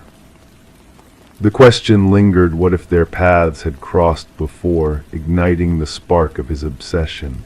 But no such encounter could be found. Sometimes the seeds of fixation are planted with the smallest gestures, imperceptible actions that take root in fertile minds. Unable to shake the haunting presence of Walter Green, Sarah made the difficult decision to sell the house, severing ties with the past that had encroached upon her present. With each step away, she sought solace in a new beginning, guarded yet hopeful for a future free from shadows. The investigation concluded with Walter's death, labeled as stalking with intent to abduct, a grim reminder of how close Sarah had come to a darker fate. She relocated, reshaping her routines, mindful of the dangers that linger in the periphery of ordinary life. The cottage found new owners, unaware of the chilling history that lay concealed beneath its floorboards. The hidden room was sealed, the echoes of its secrets fading into obscurity. Life carried on, but for those privy to the truth, the tale of the room beneath the floor remained a cautionary whisper, a reminder of the unseen perils that linger, the monsters that vanish before capture, and the fragile line between safety and the abyss. Story 11: The Whispering House Case. She desired to refresh the nursery before the little one's arrival. The walls wore a faded blue hue, a color that had absorbed countless tales over time. As she applied the first coat of white paint, a hidden secret emerged from beneath letters, initially faint, then gradually sharpening into focus. A message etched beneath the surface. "Don't let it hear you," her breath hitched. Stepping back, she noticed something peculiar: tiny handprints imprinted in the fresh paint, positioned too high for any child to reach. This discovery in the nursery of the Morgan household marked the inception of what later became known as the Whispering House Case. The young couple had acquired the Victorian-style home just months prior at an unbelievably low price. The real estate agent had only mentioned minor cosmetic issues, omitting any reference to the property's shadowed past. Detective Sarah Klein arrived at the residence, notebook in hand. A woman, her belly swollen with pregnancy beneath paint-stained overalls, answered the door. Dark circles encircled her eyes, evidence of sleepless nights. The detective observed the woman's trembling hands as she recounted the unsettling finding of the message and handprints. "The previous owners vanished suddenly," the woman explained. "The neighbors claimed they departed in the dead of night. No moving truck, just essential belongings packed into their car." Detective Klein traversed the historic dwelling, her steps echoing on weathered floorboards. Standing in the nursery, she scrutinized the partially painted wall, the message still faintly visible where the painting had been abruptly halted.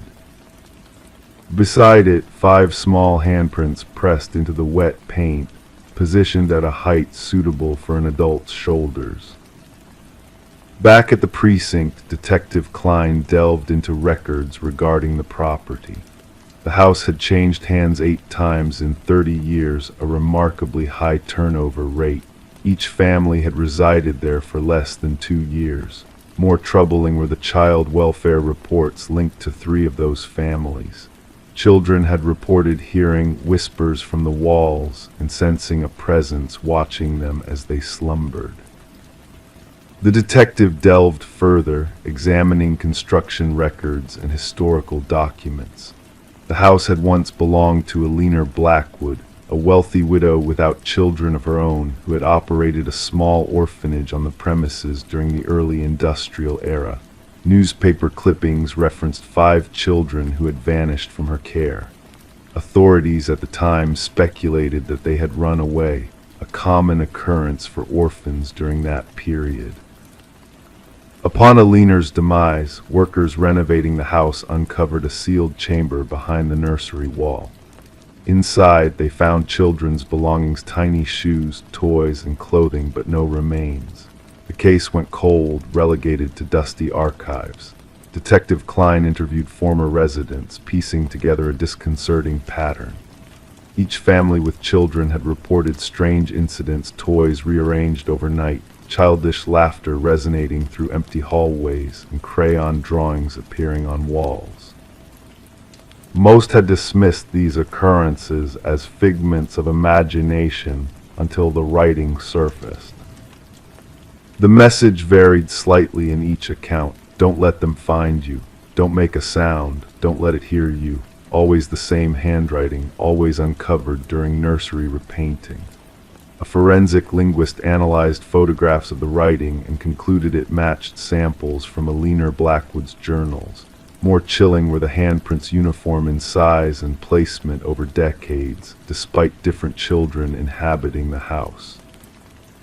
The investigation took a grim turn when the detective persuaded the current owners to permit ground-penetrating radar in the basement. The technician identified anomalies in the readings, 5 distinct shapes beneath the concrete floor, each roughly child-sized. Workers broke through the concrete, unveiling a ghastly revelation. 5 small sets of remains arranged in a circle. Forensic analysis indicated that the children had perished during Alina's ownership of the house. Each child still wore a pendant engraved with their name, the 5 orphans who had supposedly fled. The detective ordered luminol to be sprayed throughout the nursery. In the darkness, handprints glowed on every wall, beneath layers of paint, invisible to the naked eye. Countless handprints at varying heights, as if the children had attempted to escape. Alina's journals, retrieved from county archives, unveiled her twisted belief. She was convinced that orphaned children possessed a unique spiritual energy. By confining them in the hidden room, she believed she could tap into their life force to prolong her own existence. The case concluded with the proper burial of the 5 victims. Their names were finally recorded not as runaways but as victims of murder. The house remained vacant thereafter, the expectant couple declining to return even to retrieve their belongings.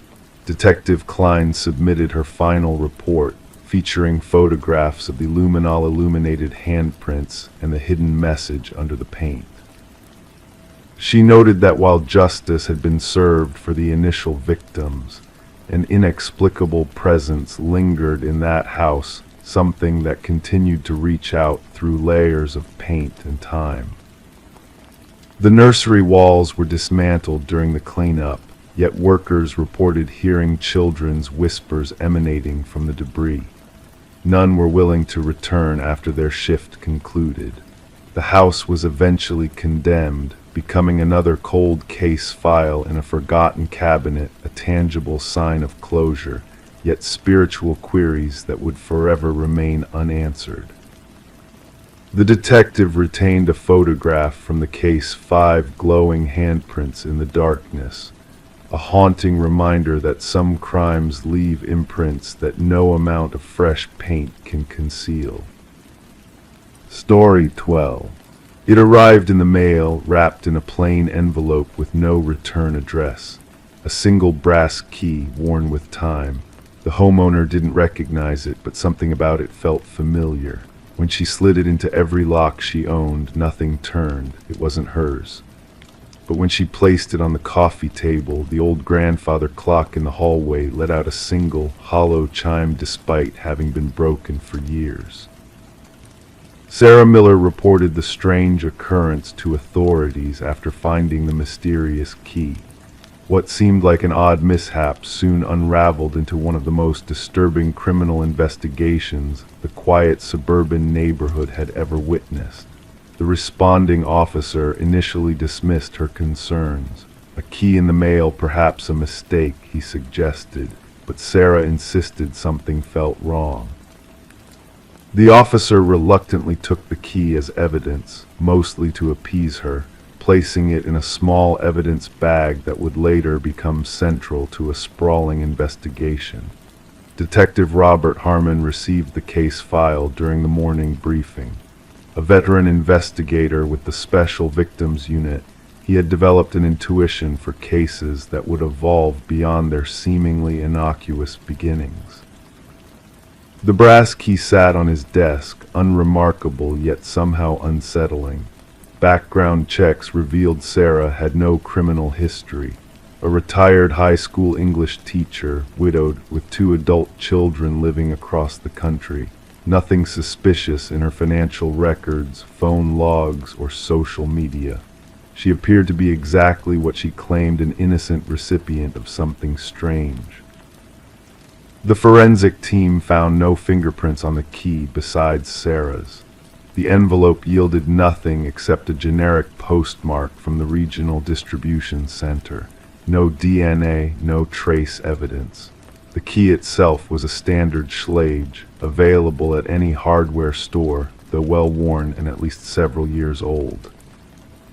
The breakthrough came unexpectedly when Detective Harmon decided to run the key's unique bidding pattern through the department database. A cold case from 7 years prior had documented an identical key pattern belonging to a storage unit where investigators had found blood-stained carpet, cutting tools, and photographs of unidentified women. The original investigation had stalled without sufficient evidence to identify a suspect. Harmon pulled the dusty case files. The detective who had worked the case had since retired. The storage unit had been rented under a false identity, paid in cash. Surveillance footage had long been overwritten. The evidence collected had yielded partial DNA samples, but no matches in any criminal database. The photographs recovered from the storage unit showed 5 different women, all appearing unconscious. Only 3 had been identified during the original investigation, all reported missing, but never found. Their cases remained open, classified as suspected homicides without bodies. Sarah Miller recognized none of the women when shown the photographs. She grew increasingly anxious as the investigation proceeded, installing new locks and a security system in her home. The question lingered, why had someone sent her this key? Harmon ordered a fresh analysis of the original evidence using newer techniques. The partial DNA sample was expanded and run through genealogical databases. This yielded a distant familial match, a second cousin twice removed from the suspect. Working backward through family trees, investigators narrowed their focus to Harold Jenkins, who had lived 2 streets away from Sarah Miller until moving away approximately 6 years ago. His current whereabouts were unknown. Further investigation revealed Jenkins had been a substitute teacher at the same school where Sarah taught, though they had minimal documented interaction. His employment records showed scattered work history, long unexplained gaps, and frequent relocations. His former residence yielded nothing unusual upon inspection. Neighbors described him as quiet, unremarkable, someone who kept to himself, the common refrain that often follows revelations about predators hiding in plain sight. The big question remained unanswered: why send the key now? Why to Sarah Miller? Harmon theorized it might be a trophy, a warning, or perhaps a macabre invitation. The search for Jenkins intensified. His driver's license hadn't been renewed, no credit card activity, no tax returns. The digital breadcrumbs people typically leave behind were conspicuously absent, suggesting an intentional effort to remain untraceable.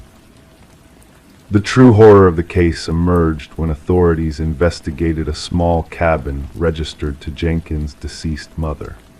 Beneath the weathered wooden floorboards, investigators discovered a concealed room accessible only through a trapdoor.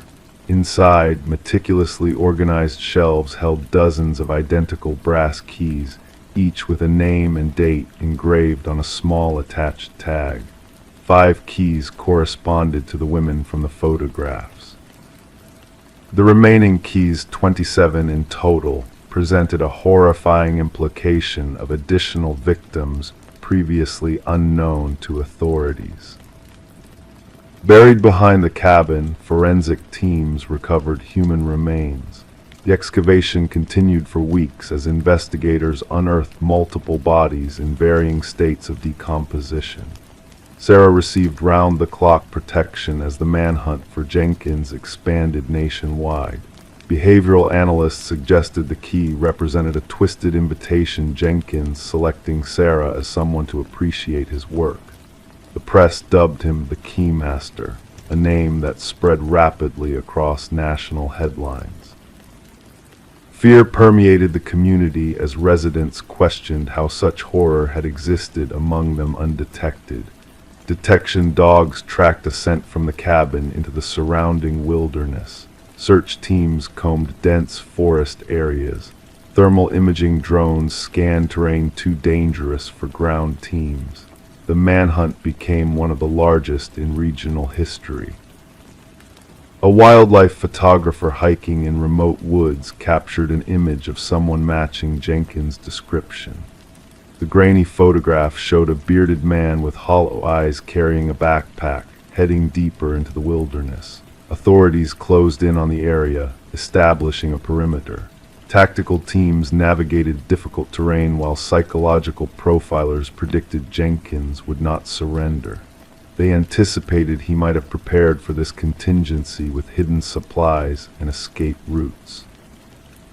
The final confrontation occurred when a patrol officer encountered Jenkins attempting to cross a river. Rather than surrender, Jenkins retreated to higher ground, where he barricaded himself in an abandoned fire observation tower. Negotiators attempted communication for hours without response. When tactical teams finally breached the tower, they found Jenkins dead from a self-inflicted wound. Beside his body lay a journal containing detailed accounts of his crimes, alongside a single brass key identical to the one Sarah had received. Inside a waterproof container, investigators discovered additional evidence, including photographs, maps marking burial locations, and personal effects taken from victims, a methodically preserved record of atrocities spanning nearly a decade. The journal's final entry addressed Sarah directly. "You never noticed me, but I noticed everything about you. The key opens nothing because what I wanted to give you cannot be unlocked with metal, only with recognition. Now everyone will remember my name." The subsequent investigation identified 32 victims in total. Families who had spent years wondering about missing loved ones finally received answers, though the closure came with the unbearable weight of confirmed tragedy. Sarah never returned to her home, unable to reconcile the horror that had brushed so close to her ordinary life. The grandfather clock that had mysteriously chimed was examined and found to contain a small wireless receiver Jenkins had been watching, waiting for the moment she received his gift. The case remains one of the most disturbing examples of predatory behavior hiding beneath a veneer of normalcy. Psychological researchers continue studying Jenkins' writings, seeking insights to identify similar offenders before they act. And somewhere in an evidence locker, a collection of brass keys sits in silent testimony to lives cut short, each key opening nothing, yet unlocking a devastating truth about the darkness that sometimes hides behind unremarkable facades. Story 13. In the hushed stillness of an abandoned house, a phone sat on the kitchen counter, its screen softly aglow in the darkness. Detective Morgan Reed, haunted by the enigmatic call that had pierced the silence, replayed the recording over and over, each whisper echoing through the empty rooms. The house, once belonging to the Sullivan family, now stood as a relic of the past, untouched by life for years. Yet the phone's call had shattered the tranquility, a voice from beyond reaching out in desperation before falling into silence once more. As Morgan delved deeper into the mystery, she uncovered the chilling truth behind the call. The phone, registered to Catherine Sullivan, had made contact from beyond the grave, its static-laden message a plea for help that transcended time and space. Struggling to make sense of the inexplicable, Morgan and her partner, Detective Walsh, traced the call back to its origins, only to find a tangled web of deceit and darkness lurking beneath the surface. The whispers of the past intertwined with the present, blurring the lines between reality and the supernatural. With each revelation, the pieces of the puzzle fell into place, painting a portrait of fear, manipulation, and ultimately tragedy. Catherine's journal, a silent witness to her torment, spoke volumes of the horrors she had endured at the hands of a man she once trusted. Mark Jennings, the man at the center of it all, stood exposed in the harsh light of truth, his carefully constructed facade crumbling under the weight of his crimes. The walls of the abandoned house whispered echoes of his deceit, a chilling reminder of the darkness that lurked within. As the investigation unfolded, the shadows of the past crept closer, revealing a sinister pattern of manipulation and violence that spanned beyond Catherine's tragic fate. Mark's twisted games had claimed more than one victim, leaving a trail of broken lives in his wake. But justice, relentless in its pursuit, finally caught up to the man who thought himself untouchable. Mark's reign of terror came to an end as the truth emerged, his malevolent schemes unraveling in the face of overwhelming evidence. In the quiet aftermath of the storm, as the echoes of Catherine's voice faded into the night, a sense of closure settled over the abandoned house. The phone, now a silent relic of a dark chapter in history, bore witness to the resilience of the human spirit, a testament to the enduring power of truth and justice.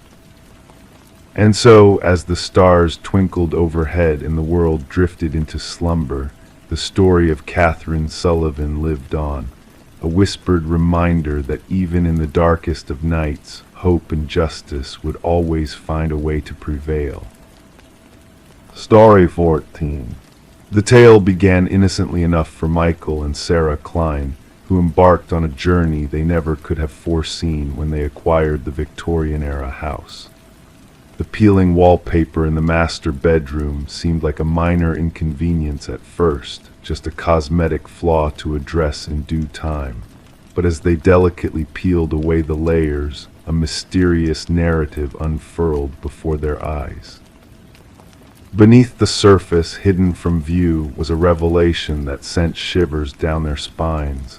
Scrawled in dark ink, repeated endlessly, was a name that echoed through the ages, Alina Winters. The name danced across the wall in a frenzy of uneven script, as if pleading to be heard, to be remembered. Intrigued and unsettled, Michael and Sarah delved deeper into the enigma that had unexpectedly woven itself into the fabric of their new home. Their search led them down a winding path of discovery, each layer peeled back, revealing more questions than answers. The name Alina Winters proved elusive, a ghostly presence that refused to be forgotten. Online searches yielded a single result, a missing persons case from decades past, a haunting echo of a life abruptly cut short. The woman they had known as Margaret Cavendish, the previous owner with silver-streaked dark hair, bore an uncanny resemblance to the missing Alina Winters. A resemblance that stirred a sense of unease, a foreboding shadow cast over their once charming abode. As the mystery deepened, Michael and Sarah found themselves ensnared in a web of intrigue that stretched back in time, connecting them to a tragedy long buried and forgotten. The walls of their home bore witness to secrets long kept hidden, to a tale of loss and betrayal that demanded to be unraveled. Their nights became consumed with research and speculation, their days filled with whispered conversations and shared glances laden with unspoken questions. The renovation of their home took a backseat to the unraveling of a mystery that seemed to have chosen them as its reluctant custodians. The discovery of a hidden space beneath the bedroom floorboards only added to the sense of unease that permeated their once idyllic home. A trove of identification cards bearing different names, all with the same haunting visage of Alina Winters, sent chills down their spines. But it was the revelation of a dark truth buried within the walls that shook them to their core. The handwriting on the wall, the frantic repetitions of a name, led them down a path of darkness and despair that culminated in a revelation that defied belief. The truth, when it finally emerged, was more chilling than they could have imagined. The name on the wall, the elusive Alina Winters, was not who she seemed. She was a figment of a fractured mind, a creation of a woman named Rebecca Eldridge who had lost herself in a labyrinth of identities. Rebecca's descent into madness, her desperate attempt to cling to reality through the persona of Alina, had led to a tragedy that spanned decades. The walls of their home bore witness to her fractured psyche, to a tale of obsession and loss that had consumed her entirely. As the investigation unfolded, as forensic teams combed through their home and garden in search of answers, Michael and Sarah found themselves drawn into a narrative they could never have anticipated. The house they had hoped would be their sanctuary had become a stage for a drama they could scarcely comprehend. And in the end, justice was served, but at a cost too steep to bear. The remains of Alina Winters were unearthed from beneath the garden, a grim reminder of a life cut short by the hand of madness. For Michael and Sarah, the house became a relic of a past they could never fully escape, a reminder of a darkness that lurked beneath the surface of their seemingly tranquil existence. The walls themselves whispered of a tragedy that would forever haunt their dreams, a story of loss and redemption intertwined in a tapestry of secrets and lies. Story 15, the old apartment exuded a sense of age and mystery. The heating system emitted low groans, the pipes rattled softly. It was all part of the building's character, or so she thought, until one night she heard it. A voice, barely audible yet unmistakable, drifted through the vents like a whisper carried on a breeze. It wasn't the usual background noise of neighbors chatting on the phone. This voice was different. It called out her name, beckoning her to listen closer. Heart racing, she leaned in, pressing her ear against the metal grate. A sudden chill brushed past her cheek, followed by a soft, almost playful voice declaring, "I know you can hear me." Detective Morgan Shaw stood in the center of the empty apartment, a still figure amidst the bustling forensics team. Cameras flashed, capturing every detail of the scene. The missing woman, Alina Reeves, had been absent for a week before her absence was noticed by the building manager. What they uncovered within the ventilation system was beyond comprehension. She reported hearing voices through the vents, Officer Patel recited from his notes. The building management dismissed her claims, attributing them to the aging heating system. Shaw knelt by the vent, observing the deep scratch marks around its edges. These marks weren't made by tools, she whispered to herself. The frantic gouges in the metal suggested a desperate attempt from within to pry the cover off. Alina had been a beloved kindergarten teacher, known for her warm smile and thriving houseplants. Concerns grew as her students crafted cards for her, unaware of her absence. Her sister, the one who reported her missing, revealed that Alina had been increasingly paranoid in the weeks leading up to her disappearance. She believed someone was watching her, speaking to her through the very vents of her apartment. Examining the apartment anew, Shaw noticed subtle details: a perfectly made bed, an unwashed coffee mug, a chair strategically placed under the vent as if someone had been eavesdropping. The forensic analysis yielded unexpected findings. Fibers matching Alina's favorite cardigan caught in the vent, a foreign fingerprint inside the vent cover, and disturbing audio recordings from Alina's phone. The background check on the apartment building uncovered a dark history. Previous tenants had abruptly left, citing strange noises and unsettling experiences. The superintendent, Harold Weber, maintained a facade of nonchalance, attributing the incidents to common building quirks. However, his demeanor shifted when questioned about apartment 4B's former occupants. The investigation took a chilling turn when a hidden access panel was discovered in Alina's bathroom, leading to a maintenance passage within the walls. Inside, a cache of personal items suggested someone had been living within the building's structure, observing and whispering to unsuspecting tenants. A search of Weber's apartment unveiled a meticulously organized collection of audio recordings and voyeuristic images, documenting his disturbing obsession with Alina and others. An eerie digital journal outlined his twisted relationship with his victims, culminating in his plan to lure them into the walls with him. Weber's arrest revealed a sinister truth. He had coerced Alina into the ventilation system, where she succumbed to the labyrinthine passages and the false promises of safety whispered to her. Families of past tenants shared similar tales, painting a pattern of manipulation and psychological torment inflicted by the predator within the walls. At trial, Weber's facade crumbled as evidence of his calculated actions surfaced. Despite attempts to plead insanity, the jury swiftly rendered a guilty verdict.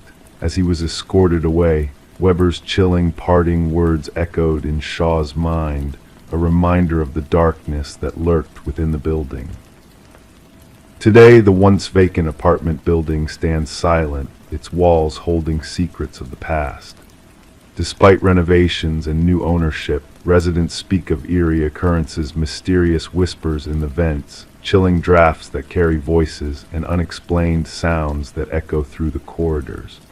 The building's groans and rattles continue, a haunting reminder of the lingering presence that dwells within its walls, unseen but never truly forgotten. Story 16: The Whispering Walls. The ancient library stood on the verge of destruction, its walls echoing with the sound of imminent collapse. The workers toiled tirelessly, their hammers and drills a symphony of destruction, but fate had other plans in store that day. As the final moments approached, a worker stumbled upon a hidden latch concealed within the dusty bookshelves. With a soft click, the latch gave way, revealing a narrow passageway leading to a secret chamber. The air within was heavy, untouched by human hands for decades. No furniture adorned the room, save for a solitary chair at its center, firmly bolted to the floor, and etched repeatedly upon the walls in a haunting refrain, the words whispered, "I am still here." The construction foreman's call for the police shattered the routine demolition, plunging the scene into a shroud of mystery and unease. Detective Morgan Walsh arrived, his seasoned eyes taking in the eerie sight before him. Standing in the doorway, his flashlight pierced the darkness, casting a stark light upon the chilling message that adorned the walls. "Secure the scene," Walsh commanded, his voice resonating in the confined space. "Let nothing be disturbed until forensics arrives." The history of the library wove a tale as intriguing as it was unsettling. Once owned by the prestigious Harrington family, the building had been bestowed upon the public following the unexplained disappearance of their daughter, Rebecca. Vanished without a trace, her absence lingered like a ghost in the community's memory. The forensic team meticulously combed through the hidden chamber, uncovering fragments of hair and fibers embedded in the chair. Traces of blood and skin cells clung to the scratches on the walls, revealing a grim narrative of struggle and captivity. Walsh delved into the dark waters of the Harrington family's past, a nagging suspicion tugging at his mind. The timing of the library's donation, mere weeks after Rebecca's disappearance, seemed more than mere coincidence. It hinted at a sinister connection. Further inquiry unveiled a disturbing revelation. The contractor who installed the secret chamber had close ties to Maxwell Harrington, Rebecca's uncle and the family patriarch. Financial records hinted at clandestine dealings, shrouded in secrecy and deceit. Former library staff shared tales of Maxwell's solitary vigils in the untouched section of the building, his presence a silent specter haunting the shelves and corridors. The pieces of the puzzle began to align, painting a portrait of obsession and tragedy. When the DNA evidence confirmed the chilling truth that Rebecca had been imprisoned behind the walls, her life extinguished by a family member, the investigation took a somber turn. Maxwell's study yielded a damning journal, its pages a testament to his descent into madness and malevolence. Confronted with the evidence, Maxwell's facade crumbled, revealing the darkness that lurked within. She knew too much, he confessed, his voice hollow and devoid of remorse. The truth spilled forth, a river of guilt and horror that could never be undone. Beneath the floor of the hidden chamber, Rebecca's remains lay in silent repose, a testament to a life snuffed out too soon. The courtroom echoed with the weight of justice as Maxwell faced his reckoning, his fate sealed by his own hand. The Harrington family, shadows of their former selves, bore witness to the final chapter of a tragedy long buried. Rebecca's recovered bracelet, a glimmer of her lost presence, served as a poignant reminder of a life stolen and a soul set free. The library, once slated for destruction, now stood as a monument to a lost innocence and a silenced voice. Flowers adorned its entrance, a tribute to a life extinguished but never forgotten. And in the whispers of the walls, Rebecca's spirit lingered, a guardian of secrets and a beacon of justice in the darkness. Story 17: The Enigmatic Intruder. The aged apartment held its idiosyncrasies, groaning pipes, creaking floorboards. Yet the new tenant sensed a disquieting abnormality in the sounds she heard. The footsteps were too methodical, too precise. They emanated from above, deliberate and unhurried. Curiously, she dwelled on the topmost floor. One night, emboldened by a surge of courage, she tapped the ceiling with a broomstick. The sound abruptly ceased. A profound silence enveloped the space. Then a solitary knock reverberated from within the ceiling itself. Sarah Coleman chose to keep the peculiar knocking episode to herself. She rationalized it away as the building settling, or perhaps a small creature seeking refuge in the attic. Despite the nightly persistence of the footsteps, she adapted, raising the volume of her television, donning headphones to muffle the rhythmic footfalls traversing her ceiling in the dark. Detective Morris was first apprised of the apartment's mystery when a maintenance worker stumbled upon a concealed crawl space during routine repairs. While rectifying a water leak outside Sarah's dwelling, the worker removed a section of drywall. Behind it, he stumbled upon a narrow passage that defied the building's architectural plans. Illuminated by his flashlight, the passage revealed an improvised living space, scattered food wrappers, empty water bottles, a soiled blanket, and a weathered notebook. The building superintendent promptly summoned the police. Detective Morris, accompanied by his colleague Detective Rivera, encountered the visibly shaken maintenance worker. "Someone has been residing within the walls," he repeated, his voice laden with dread. "Someone has been observing." The notebook harbored meticulous observations of Sarah Coleman, her daily routine, her visitors, her dining choices, her entertainment preferences. The handwriting, initially orderly, unraveled into chaos towards the final pages, with enigmatic symbols adorning the margins. The subject no longer acknowledges my signals, the last entry read. She has chosen to disregard me. No one disregards me. Forensic teams meticulously comb the crawl space, unearthing fingerprints untraceable in any database. They unveiled an intricate network of passages integrated into the building's walls and ceilings, some dating back decades according to structural analysis. While the passages linked to 5 diverse apartments, they culminated in discrete observation points, minuscule apertures disguised as fixtures or minor imperfections within only one residence, Sarah Coleman's. Interrogations with current tenants yielded no unusual occurrences beyond the customary sounds of apartment life. Nonetheless, former inhabitants recounted a different narrative. 3 prior occupants of Sarah's apartment recounted sensations of being surveilled or hearing inexplicable movements. One hastily vacated after a mere fortnight. None had disclosed their experiences, fearing they would be labeled paranoid. A breakthrough surfaced when forensic analysis unveiled minuscule blood spatter in one of the crawl spaces.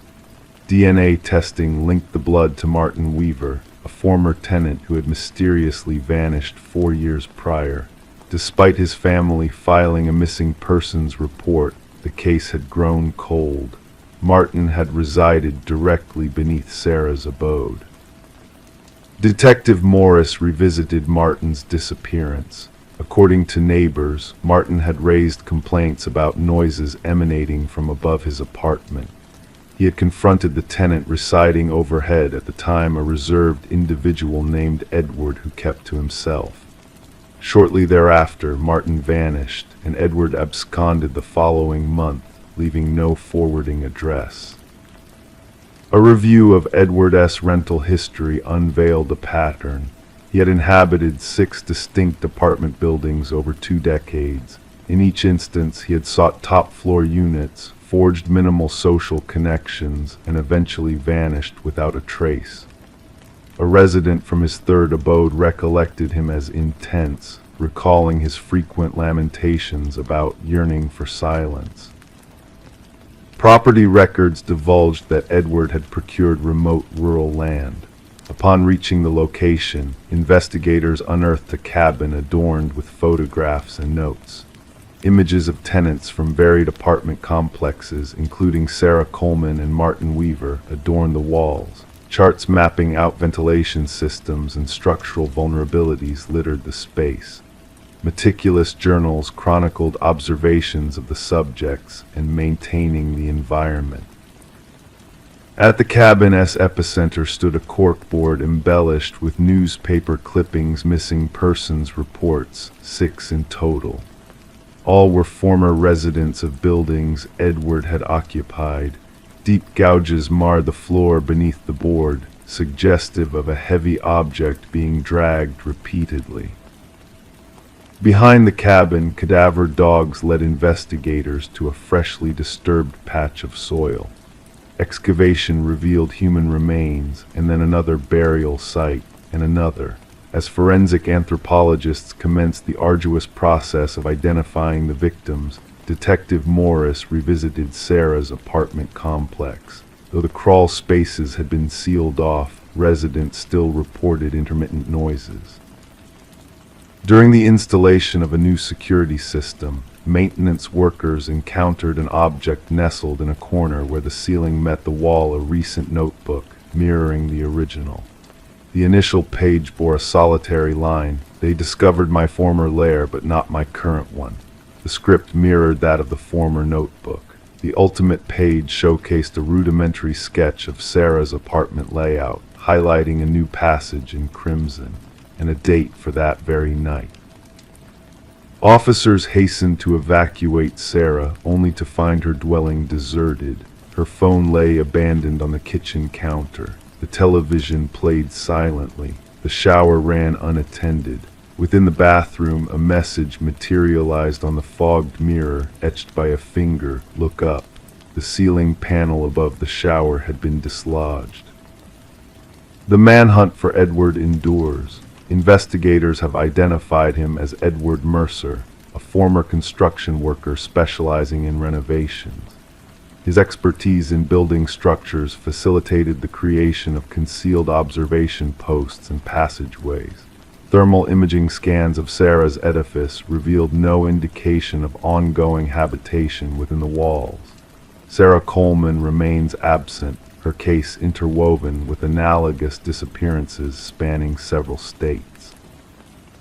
Authorities have issued alerts to apartment managers regarding unsanctioned alterations in concealed spaces. The image that haunts Detective Morris most isn't the graves or the journals or even the photographs of unwitting tenants. It's the image of Sarah, night after night, listening to those footsteps above her in an apartment bereft of an upstairs neighbor. The footsteps that ceased when she tapped, and then responded.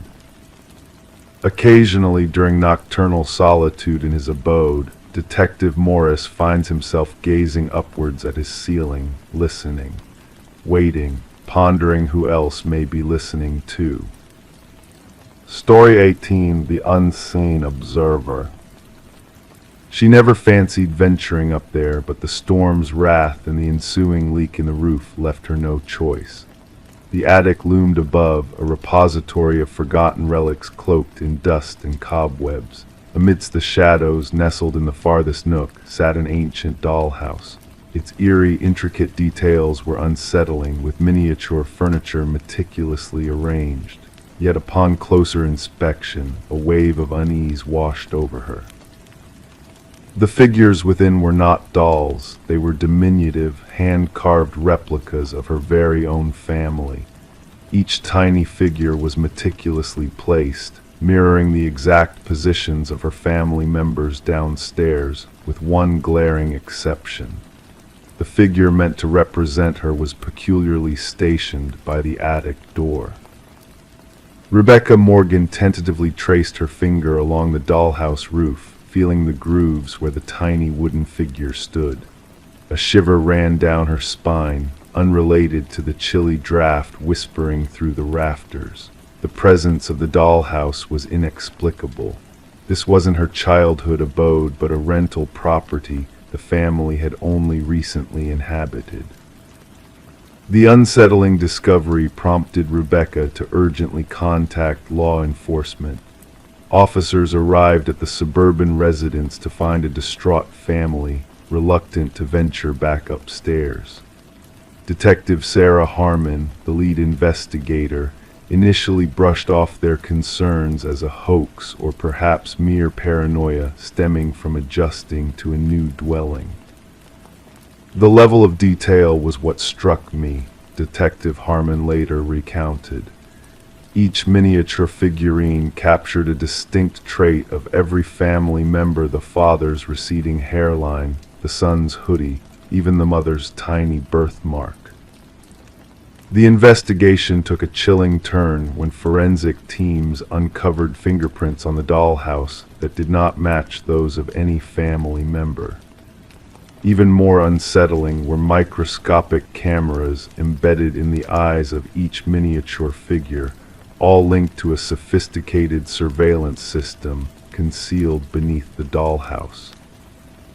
Upon scrutinizing the Morgan family's movements in the days prior, a disturbing pattern emerged. The positions of the figures in the dollhouse didn't merely align with their recent seating arrangements, but replicated exact poses from different days, implying someone had been clandestinely observing them long enough to learn their routines. We soon realized this wasn't a simple case of stalking, elucidated Detective Harmon.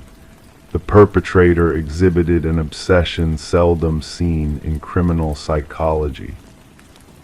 The investigation unearthed a concealed entrance to the basement, camouflaged behind a false pantry wall.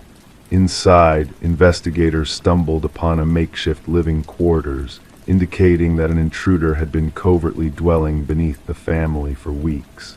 Oddly, there were no signs of forced entry.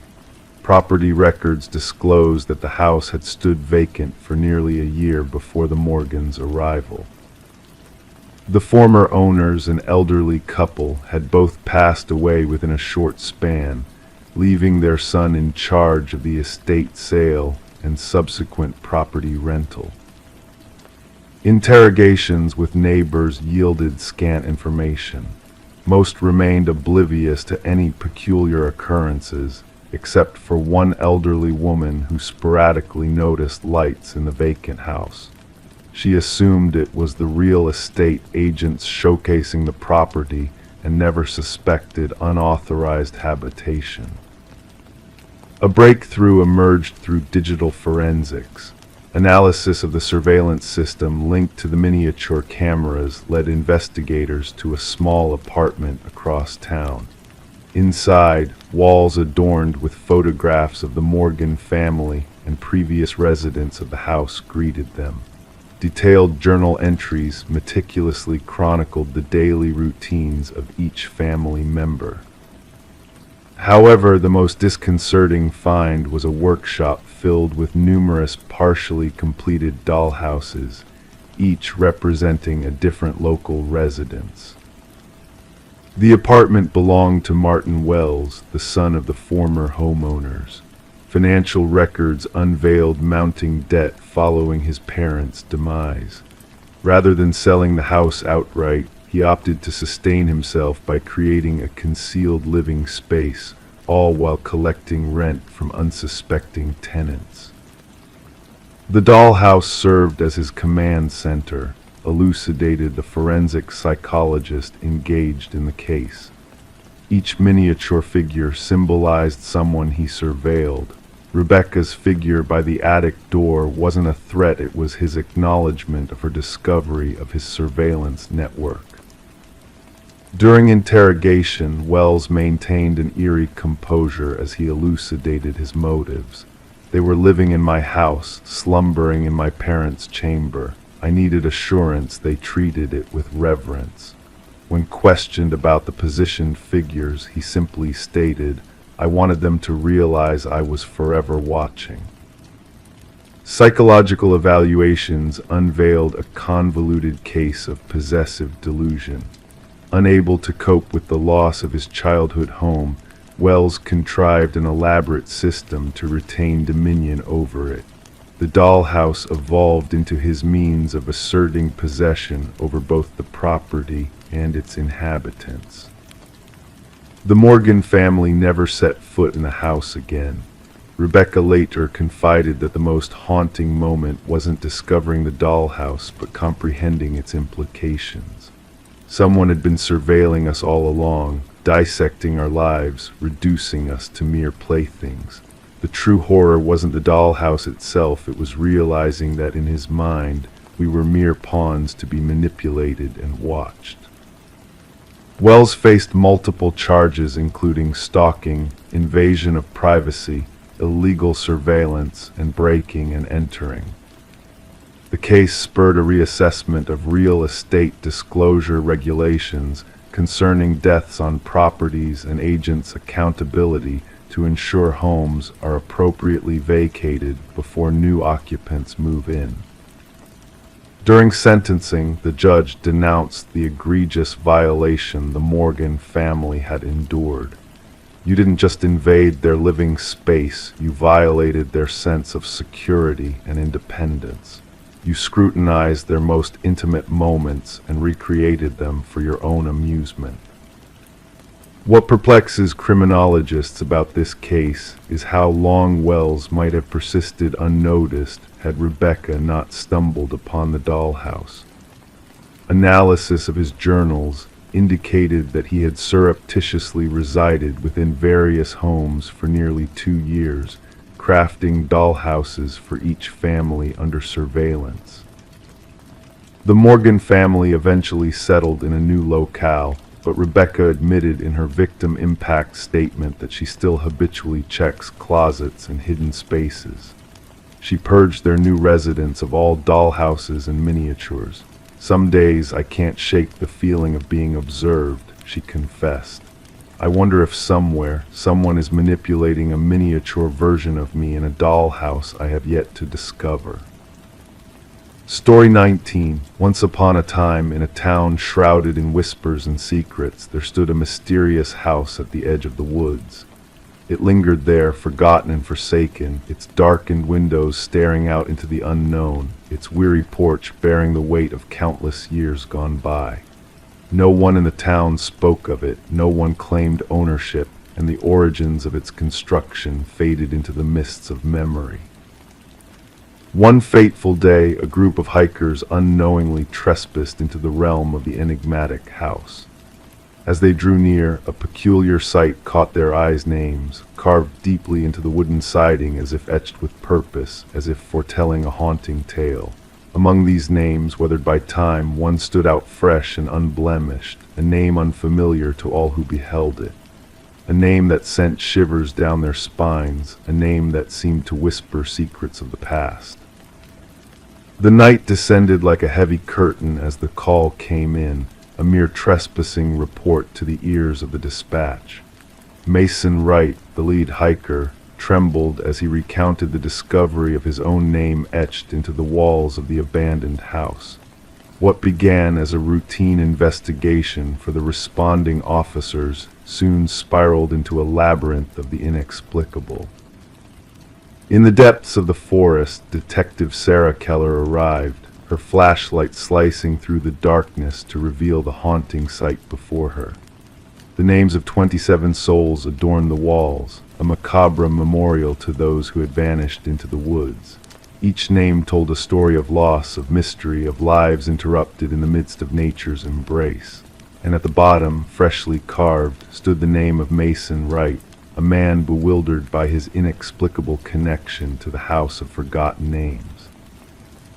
As the investigation unfolded, a chilling truth emerged: each name on the wall belonged to a soul reported missing over the span of 4 decades, lost to the wilderness without a trace. Some cases lingered in the cold grip of uncertainty, while others remained open wounds in the hearts of loved ones left behind. The common thread that bound them all together was the solitude in which they had ventured into the woods, never to return. Forensic experts delved into the carvings, scrutinizing the depths, the styles, the aging imprints left behind. The oldest name, that of Rebecca Hansen, harkened back 37 years to a tale of a young woman swallowed by the forest's embrace, her fate sealed by the cruel hands of fate. Every piece of evidence, every detail uncovered, painted a portrait of a sinister force lurking in the shadows, preying on the unsuspecting wanderers of the woods. Mason's innocence remained steadfast under the harsh light of scrutiny, his companions subjected to the piercing gaze of suspicion. Emily Chen, the photographer, bore witness to a spectral figure haunting the edges of her photographs, a phantom presence that eluded their memories of the hike.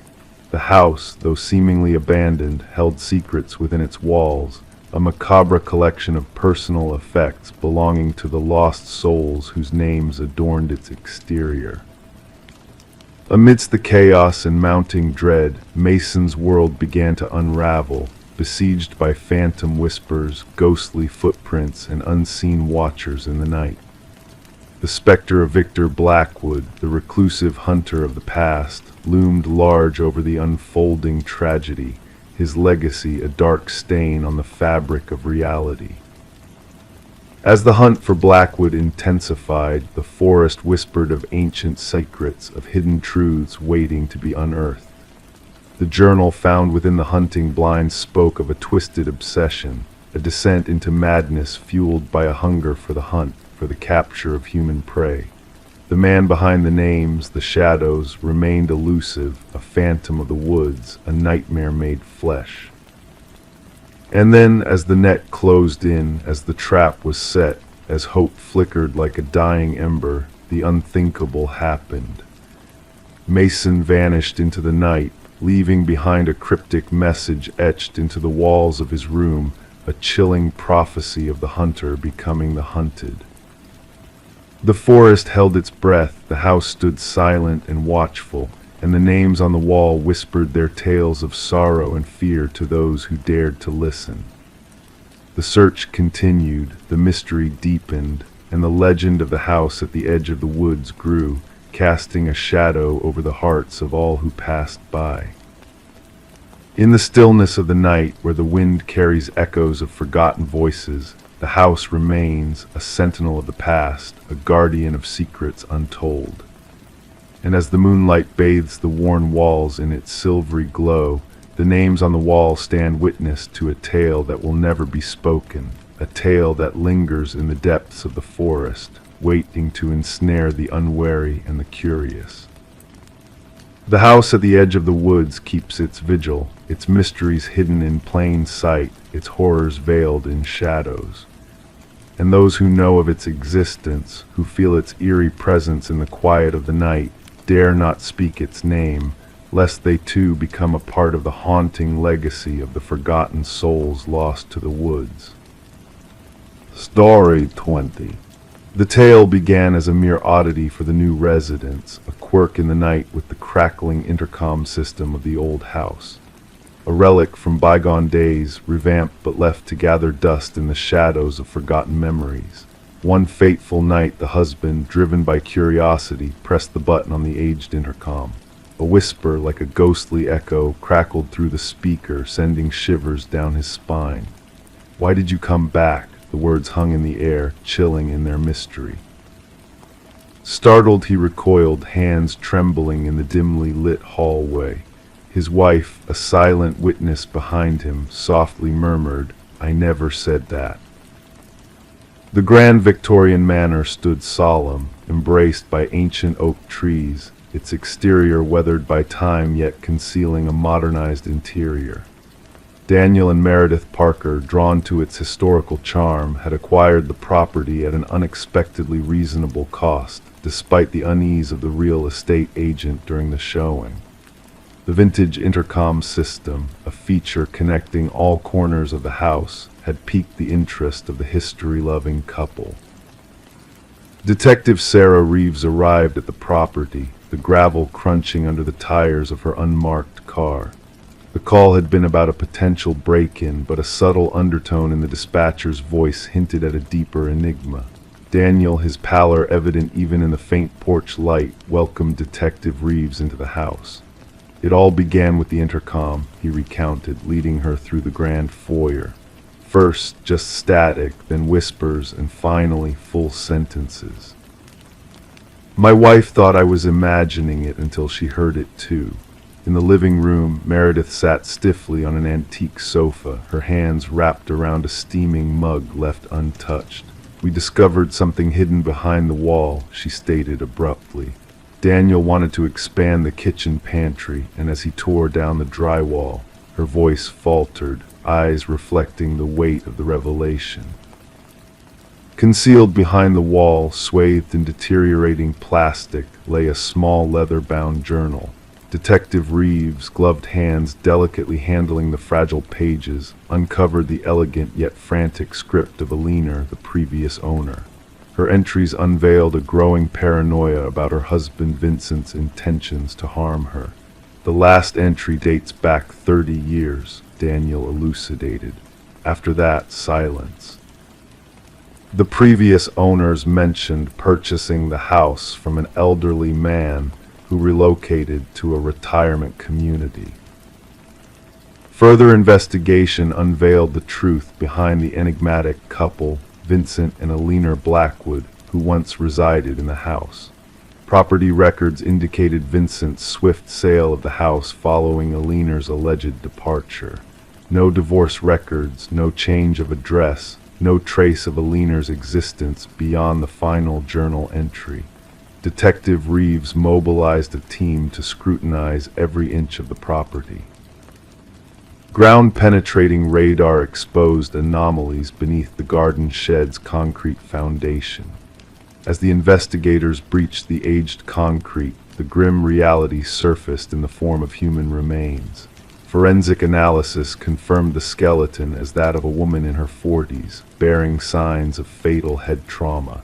Among the remains, a gold wedding band bore a haunting inscription, "To Alina, my eternal love." The case against Vincent Blackwood progressed swiftly.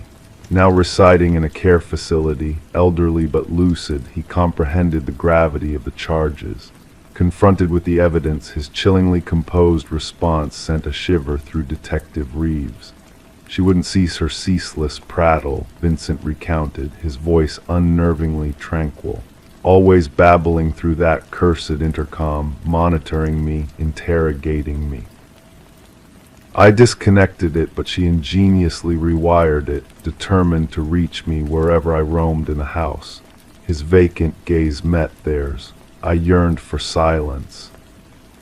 In his confession, Vincent unveiled the elaborate facade he had crafted, portraying Alina as having abandoned him, even sending forged postcards from various locations to neighbors. For years he dwelt in the house, treading daily over the spot where his wife lay buried. The trial concluded swiftly, Vincent pleading guilty to the heinous crime. The presiding judge acknowledged the premeditated nature of the act and the decades of deceit that followed. Daniel and Meredith, unable to bear the weight of the house's dark past, eventually sold the property. Before bidding farewell, they held a solemn memorial for Alina in the restored garden.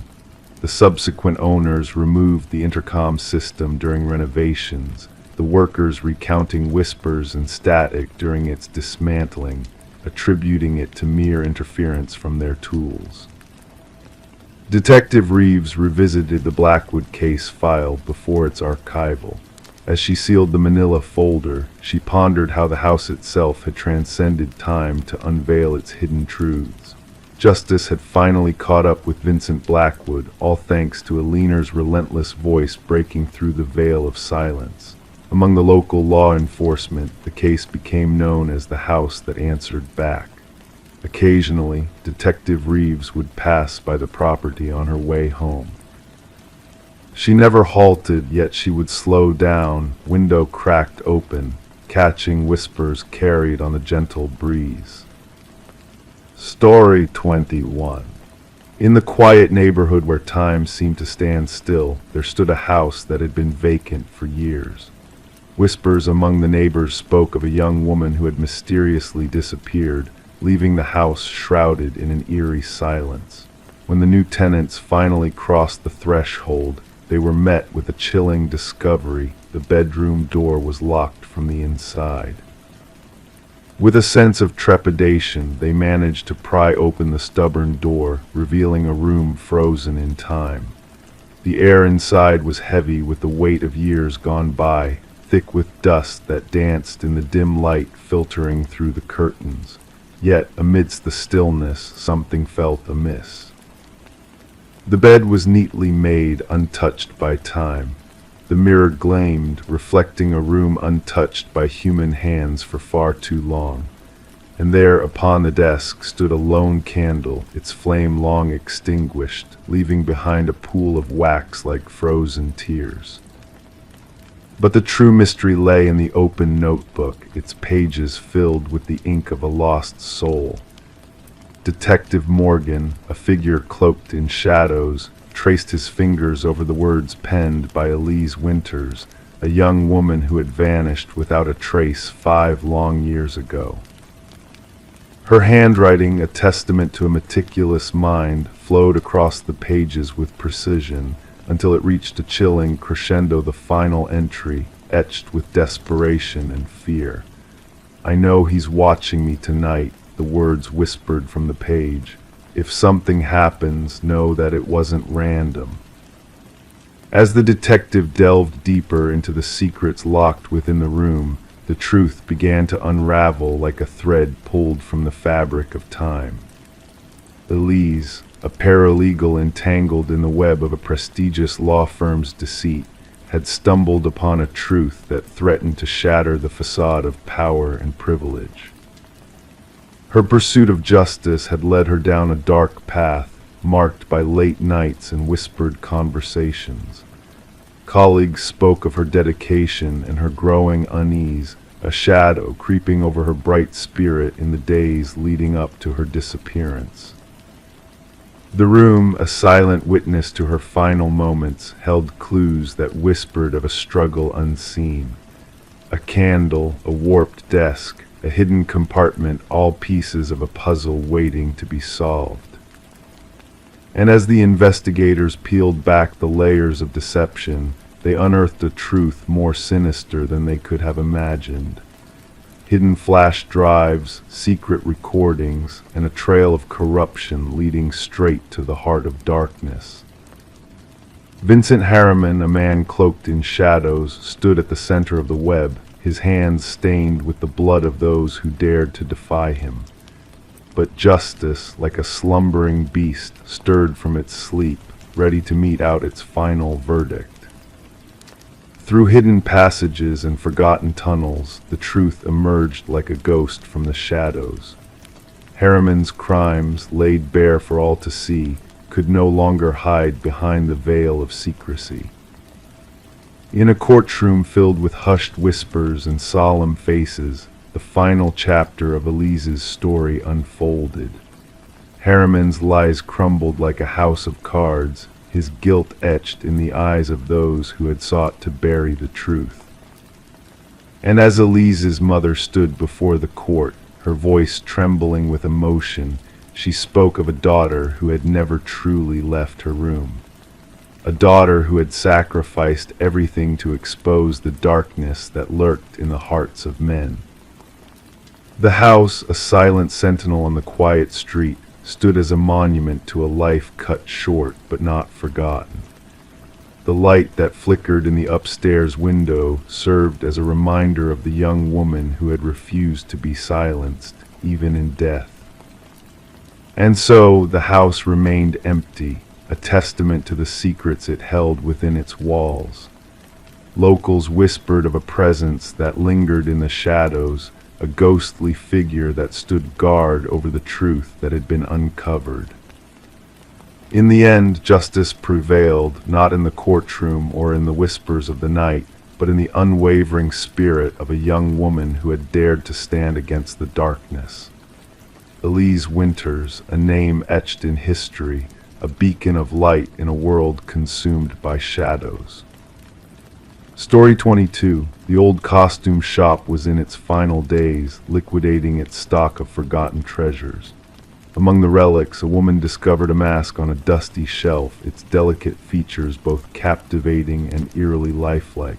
When she brought it to the cashier, a sense of unease flickered across his face as he muttered, "That's not ours." Perplexed, she searched for a tag to no avail, ultimately deciding to take the mask home with her. That night, a soft rustling sound stirred her from sleep. As she opened her eyes, she realized the mask was no longer resting on her dresser where she had left it. Instead, it sat ominously on her nightstand, its gaze fixed upon her. The woman known as Catherine Reed was later discovered by a concerned neighbor. The front door stood slightly ajar, allowing a stream of morning light to pierce the darkness within. What awaited the neighbor inside was a scene that would puzzle investigators for years to come. Catherine lay lifeless on the bedroom floor, the mysterious mask missing from sight. Detective Morgan arrived at the scene, where the shutter clicks of the forensics team echoed softly against the backdrop of whispered conversations. "No signs of forced entry," noted one officer, diligently jotting down observations.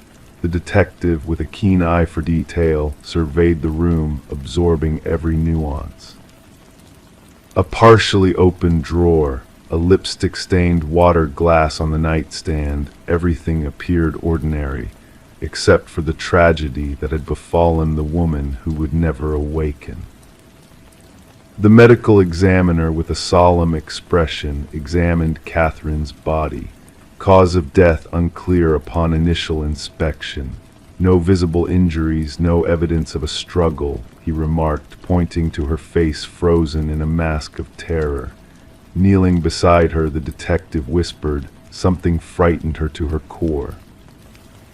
Catherine, an art appraiser known for her meticulous nature and eye for authenticity, had led a quiet existence.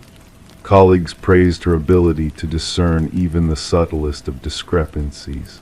She could spot a fake from a mile away, her boss attested during questioning, prompting the detective to ponder whether this gift had inadvertently led to her untimely demise. Reviewing security footage from the costume shop, a peculiar revelation unfolded. The cashier's genuine confusion over the mask led to a revelation the owner had never stocked such an item. A visit to the now vacant shop unveiled a disconcerting tale of items acquired from the estate sale of a deceased collector with a mysterious past. A breakthrough emerged when forensic analysis revealed microscopic fibers embedded in Catherine's fingertips. The lab technician explained that these fibers, a blend of human hair and an unidentified organic material, hinted at a sinister connection.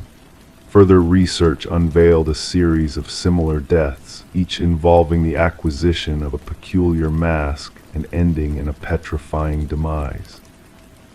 A retired detective, well versed in such cases, shared a chilling discovery, a journal hidden within Catherine's home, detailing her growing apprehension of being watched and the malevolent nature of the mask. The encrypted symbols within the masks hinted at a ritual of soul transference, a macabre tradition spanning centuries. As the investigation deepened, a grim truth emerged. Catherine's death resulted from a fatal cardiac episode induced by sheer terror. But what unseen horror could evoke such paralyzing fear? Surveillance footage from a neighboring house uncovered a chilling sight: a figure exiting Catherine's home, donned in a mask that mirrored her features but moved unnaturally, like a marionette pulled by invisible strings. The hunt for the missing mask led investigators to a vintage shop across the country, where it had already changed hands, its new owner shrouded in mystery. The case, shrouded in enigma, remains officially unsolved. The detective, haunted by Catherine's fate, safeguards her journal, a testament to a reality too bizarre for official accounts. In the stillness of night, she startles awake, sensing an unseen presence. Securing her surroundings, she pushes aside thoughts of the mask that continues its spectral journey, awaiting its next unwitting host in a cycle as ancient as time itself. The mask lingers in the shadows, biding its time until it finds a new bearer. And when that fateful moment arrives, another soul will awaken to a silent room, the empty gaze of the mask fixed upon them, a harbinger of the darkness that dwells within, eager to claim its next victim. Story 23. In the quiet of the night, a gentle flicker danced across the baby monitor's screen, like a fleeting shadow in the moonlight. The mother, nestled in her bed, stirred slightly at the anomaly but brushed it off as a mere glitch, a trick of technology. Yet, as if in response to her dismissal, the audio crackled with static, and a soft voice, barely more than a whisper, floated through the airwaves. "SHHH, go back to sleep." A chill crept down the mother's spine, her heart quickening its pace in her chest. With a sense of urgency, she hurried down the hall to her son's room, the darkness seeming to swallow her whole. As she flung open the door, her eyes widened in horror to find the crib empty, the sheets undisturbed. The window remained closed, the door securely locked. The only discordant note in the room was the stuffed rabbit lying abandoned on the floor, its dark, unblinking eyes fixed on her like silent sentinels. In a frenzy of fear and disbelief, the mother's screams pierced the night, tearing through the veil of silence and reaching out to the world beyond her walls. The neighbors, roused from their slumber by her anguished cries, hastened to call for help, their voices trembling with concern. When the authorities arrived, they found the mother, Rebecca, cradling the stuffed rabbit to her chest, a haunted look in her eyes as she rocked back and forth on the nursery floor, lost in a nightmare made real. Her infant son, Samuel, had vanished without a trace, leaving behind a void that swallowed her whole. The investigation that followed was shrouded in mystery, a puzzle with missing pieces that refused to fit. No signs of forced entry marred the home, no alarms were triggered in the dead of night. The baby monitor footage, once a source of comfort, now held only shadows and whispers, a cryptic message from the unknown. Suspicion turned its gaze upon Rebecca, her grief-stricken facade masking a turbulent inner world. Her husband, Daniel, returned from his travels, his eyes clouded with confusion and sorrow. The threads of their marriage, frayed by the weight of loss and hidden truths, threatened to unravel completely. But then a glimmer of hope emerged from the darkness. Tiny fibers, unseen to the naked eye, clung to the nursery windowsill, a silent witness to the intrusion that had shattered their lives. A rare climbing rope, foreign to their home, hinted at a skilled trespasser who had scaled the walls of their sanctuary with ease. As the shadows deepened, new revelations came to light. Daniel's hands bore the calluses of a climber, his pastimes veiled in shadows of secrecy. A second family, a web of deceit spun from threads of betrayal, unfurled before the investigator's eyes. The truth, elusive and veiled in darkness, slowly unraveled like a tapestry of lies. The baby monitor, a silent witness to the night's events, held a key to the mystery that gripped them all. Digital whispers echoed through the corridors of time, leading them to a basement where a woman, Elaine, held a child who was not her own. The pieces fell into place with a dreadful clarity. Daniel's past, intertwined with Elaine's, painted a portrait of greed and desperation. Their plan, a sinister dance of shadows and deceit, had been orchestrated with chilling precision. In the hushed courtroom, the truth echoed like a thunderclap, shattering illusions and revealing the darkness that lurked beneath the surface. Daniel's cough, a telltale sign of his presence that fateful night, sealed his fate in the eyes of justice. As the trial drew to a close, the echoes of that whispered voice faded into the night, a haunting reminder of the fragility of innocence. Rebecca, scarred but resilient, gathered the shattered pieces of her life, finding solace in the arms of her son as they sought a new beginning far from the shadows of the past. And so the baby monitor stood silent, a sentinel of truth in a world of shadows and whispers. Its gaze unflinching, its secrets buried deep within its digital heart, a reminder of the night when darkness descended and a mother's worst fears came to life. Story 24.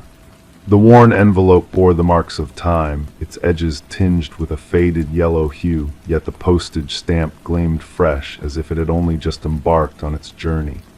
With a careful hand, the detective unfolded the creased paper within. A single sheet greeted her, the words typed hastily in an uneven script, confessing, "I am sorry for what I did."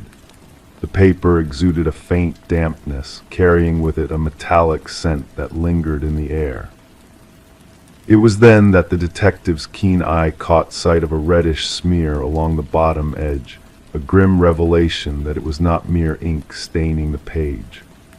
Swiftly, Detective Sarah Morgan secured the incriminating letter in an evidence bag, her gloved fingers moving with practiced precision, mindful of preserving every crucial detail. The forensics team's analysis confirmed her suspicions the reddish stain was indeed human blood, a chilling connection to an unsolved homicide that had plagued the department for years. The victim, a young journalist named Rebecca Warren, had been brutally slain in her own home, her body bearing the marks of a violent struggle. Her laptop had vanished, her notes scattered, hinting at a sinister motive linked to her investigative work. Despite exhaustive efforts, the case had remained cold, the truth eluding even the most dedicated investigators. And now a mysterious letter had materialized at the precinct, bearing a simple address, Homicide Division. The scant fingerprints on the paper and envelope offered little in the way of clues, mere smudges hinting that the sender had taken care to conceal their identity. But it was the postmark that breathed new life into the investigation, a glimmer of hope amid the shadows of uncertainty. As Detective Morgan convened her team in the dimly lit briefing room, the walls adorned with a tapestry of unsolved mysteries, she affixed the image of the ominous letter at the heart of their collective focus. "This changes everything," she announced to the hushed gathering. "Our perpetrator shows signs of remorse." Her longtime partner, Detective James Chen, cast a skeptical gaze upon the letter. "Or perhaps it is a ruse, a calculated deception to mislead us," he posited. The unique imprint of the typewriter led the forensics team on a trail fraught with antiquity, tracing back to a model long obsolete, yet not beyond the realm of possibility to procure. They embarked on a quest, reaching out to antique aficionados and collectors far and wide. As the investigation gathered momentum, the canvas of Rebecca's life unfurled before them. Her relentless pursuit of truth, her fearless scrutiny of corruption, all illuminated her unwavering dedication to her craft. A recent assignment had thrust her into the midst of a wealthy family embroiled in a bitter inheritance dispute. A web of deceit and betrayal spun around the demise of the family patriarch. The detectives delved into every facet of Rebecca's world, each clue a thread leading them closer to the heart of darkness. When they revisited Rebecca's boyfriend, Michael Barnes, a subtle shift in his demeanor did not escape their notice, the flicker of fear in his eyes, the tremor in his voice. Rebecca spoke of someone shadowing her, he confessed, his words heavy with regret. "I dismissed her fears as paranoia, blinded by my own disbelief. I should have listened." Meanwhile, a second letter materialized, bearing the same macabre signature, the typewritten words, the telltale stain of blood. This time the message bore a heavier burden. She uncovered secrets about the family, about the inheritance, about what transpired that fateful night. "I never intended for it to end this way." The trail led the detectives to the opulent mansion of the deceased patriarch, where they faced his eldest son, Richard, a man cloaked in the veneer of affluence. His collection of antiquities harbored the key to unlocking the mystery, a trove of vintage typewriters that whispered of dark secrets. Under scrutiny, his alibis faltered, his facade crumbling under the weight of scrutiny. The breakthrough came when microscopic fibers on the envelopes pointed to custom stationery exclusive to the youngest daughter, Elena. A revelation ensued. Richard had borrowed her stationery, a detail that unraveled the carefully constructed facade of innocence. A search of Richard's abode unveiled a clandestine chamber, a shrine to Rebecca's demise, evidence strewn amidst the shadows, damning in its implication. The blood analysis sealed the truth. It was Rebecca's blood that stained the letters, a damning testament to the brutality of the crime. But what lay concealed beneath the surface was a web of deceit that ensnared not only Richard, but also Michael. Financial transactions unveiled a sinister pact, a pact that led to Rebecca's untimely end. Confronted with the weight of his sins, Michael's resolve crumbled. She had proof of Richard's treachery, his hand in his father's demise, he confessed, his voice laden with sorrow. "I betrayed her trust, sealing her fate with my silence."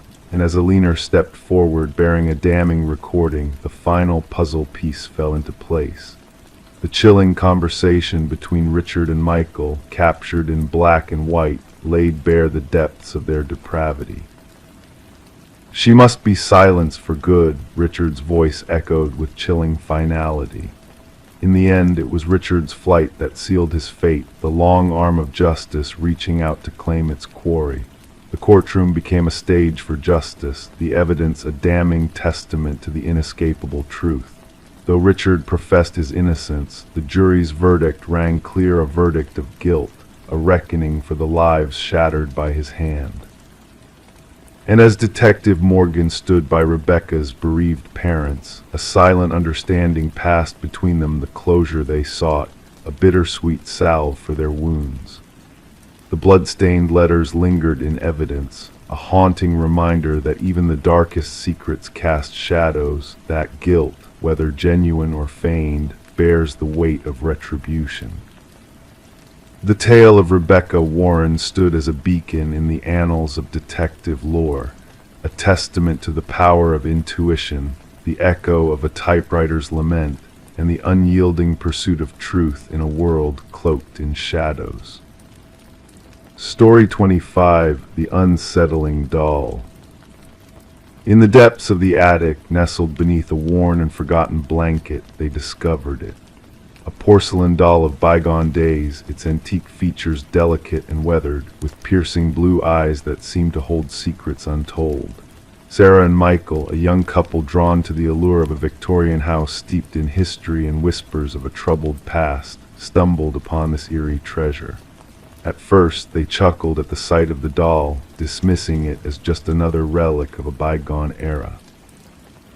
But as night descended and they sought refuge in the embrace of their bed, an inexplicable unease settled upon the air. The silence grew heavy, pregnant with unseen tension. And when the first light of dawn filtered through the curtains, the doll was no longer confined to the attic's shadows. It sat solemnly at the foot of their bed, a silent sentinel in the waking world. In the wake of this disquieting discovery, Detective Rachel Winters was called to the scene, a crisp autumn morning tinged with foreboding. The master bedroom revealed a chilling tableau. The female victim, her body contorted in an unnatural pose, eyes wide in a frozen mask of terror. Nearby, the male victim lay as if in desperate flight, his final moments captured in the stark stillness of death. The investigation unfolded with a sense of mounting dread. The meticulous arrangement of the victims, the absence of any struggle or forced entry, each detail whispered of a sinister design. Detective Winters, her voice hushed as she chronicled the scene, likened the female victim to a doll plucked from its display case, a macabre puppet in a tragic play. Interviews with neighbors unveiled eerie accounts, a shadow glimpsed where no living soul should be, a spectral laughter haunting the empty halls at night. Forensic teams combed the house, uncovering traces of antique fabrics, whispers of a past long forgotten. Yet amid the dust and silence, no trace of an intruder lingered, no fingerprints, no DNA, no tangible presence to explain the inexplicable. Delving into the house's history, Detective Winters unearthed a pattern of tragedy woven through the years. Previous owners met mysterious ends, their lives cut short by forces beyond understanding. A thread of the supernatural wove through the narrative, linking each victim to the house's haunted past. A revelation emerged from the shadows of the past, a doll maker haunted by loss, driven to create a perfect replica of his departed daughter. The doll, a vessel for his grief and obsession, bore witness to a legacy of sorrow and secrets. As Detective Winters pieced together the fragments of a story long buried, she uncovered a truth more chilling than she could have imagined. Infrared scans whispered of unseen hands, of a spectral trail leading from attic to bedroom, a phantom presence lingering in the spaces between worlds. The doll, a conduit for energies beyond comprehension, held the key to a mystery that defied logic and reason. A distant relative of the doll maker whispered of forbidden rituals, of spirits bound to inanimate forms, of a darkness that clung to the house like a shroud. The truth, veiled in shadows and half-whispered truths, eluded grasp, slipping through the fingers of those who sought to unravel its enigma. The case, mired in uncertainty and fear, reached an impasse. No closure could be found, no resolution to the spectral puzzle that haunted the house and its ill-fated inhabitants. Detective Winters, her gaze haunted by the specter of the doll, made a fateful decision to keep the doll as evidence, a silent witness to the horrors that lurked within the walls of the house. Yet as night surrendered to day, the doll vanished, leaving behind only questions and a sense of unease that lingered like a shadow. Detective Winters, her tenure marked by the echoes of a mystery unsolved, retired into the quiet shadows of obscurity, a silent guardian of secrets better left undisturbed. The house, its dark history a whispered warning to those who dared tread its halls, passed into new hands. The attic, once a realm of spectral whispers and unseen terrors, lay empty save for a solitary blanket, a silent testament to the mysteries that lay buried within. And as the years drifted by and the house changed owners once more, a sense of peace settled upon its halls. Yet on quiet nights when the moon cast its silver glow upon the attic window, a faint laughter could be heard, a ghostly echo of a past that refused to be forgotten. Story 26. She entered through the front door, stirring up dust in the musty air of the abandoned house. Years of neglect had left the walls peeling and the furniture covered in sheets. Every step she took felt like a frozen moment in time, except for one peculiar detail: the doors. Each door she opened led her back to the same room. No matter how she tried to escape, she always found herself back in the parlor. The only way out was the way she came in. But when she turned to leave, the front door had vanished into thin air. The discovery of Morgan Pierce's body turned the once forgotten Victorian house from a local curiosity into a crime scene. Detective Sarah Lynn stood at the threshold, observing forensic technicians moving silently through the dim interior like specters. The house had gained a reputation among the locals, the house where compasses spun wildly, where whispers of being watched echoed through its empty halls. Now it held secrets far darker than mere urban legends. The initial examination suggests she's been deceased for about 3 days, the medical examiner murmured, his voice barely audible. The cause of death seems to be asphyxiation. Morgan had been found seated in an antique chair in the parlor, facing the entrance as if anticipating someone's arrival. Her expression was serene, hands neatly folded in her lap. No signs of struggle, no marks of resistance. The scene exuded an unsettling stillness that even seasoned investigators found unnerving. "Discovered the body?" Lind inquired, studying her notes. "A real estate agent showing the property to potential buyers," her partner replied. They stumbled upon her sitting there, mistaking her for a trespasser until they approached closer. The house had remained uninhabited since the passing of its previous owner, Alina Blackwood, almost 5 years ago.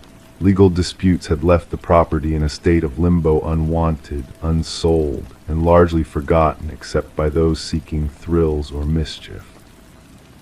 Morgan Pierce, a 26-year-old graduate student delving into architectural anomalies for her thesis, was described by friends as meticulous, driven, and captivated by spaces that defied conventional design. The abandoned Victorian, notorious for disorienting visitors, must have held an irresistible allure to her. Her roommate reported her missing 2 days ago, Lind noted. Morgan mentioned visiting the house where people get lost for her research. Further investigation unveiled that Morgan had frequented the house in the weeks leading up to her demise. Her journal entries chronicled peculiar acoustic phenomena, unexpected cold patches, and doors that seemed to lead to different rooms with each opening.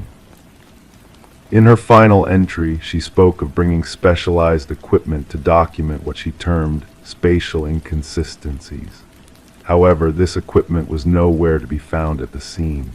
The autopsy yielded an unexpected revelation: trace amounts of a rare alkaloid in Morgan's system, derived from a plant commonly used in shamanic rituals. While this substance could induce disorientation and vivid hallucinations, the quantities found were not fatal. She wasn't one to indulge in recreational substances, her boyfriend affirmed during interrogation. Morgan was meticulous in her research approach. She wouldn't have compromised her perceptions intentionally. Deleted messages retrieved from Morgan's phone during digital forensics revealed fragments of conversations with an individual who shared her fascination with the house, an individual claiming to comprehend its enigmatic nature. The exchanges grew increasingly intimate and cryptic.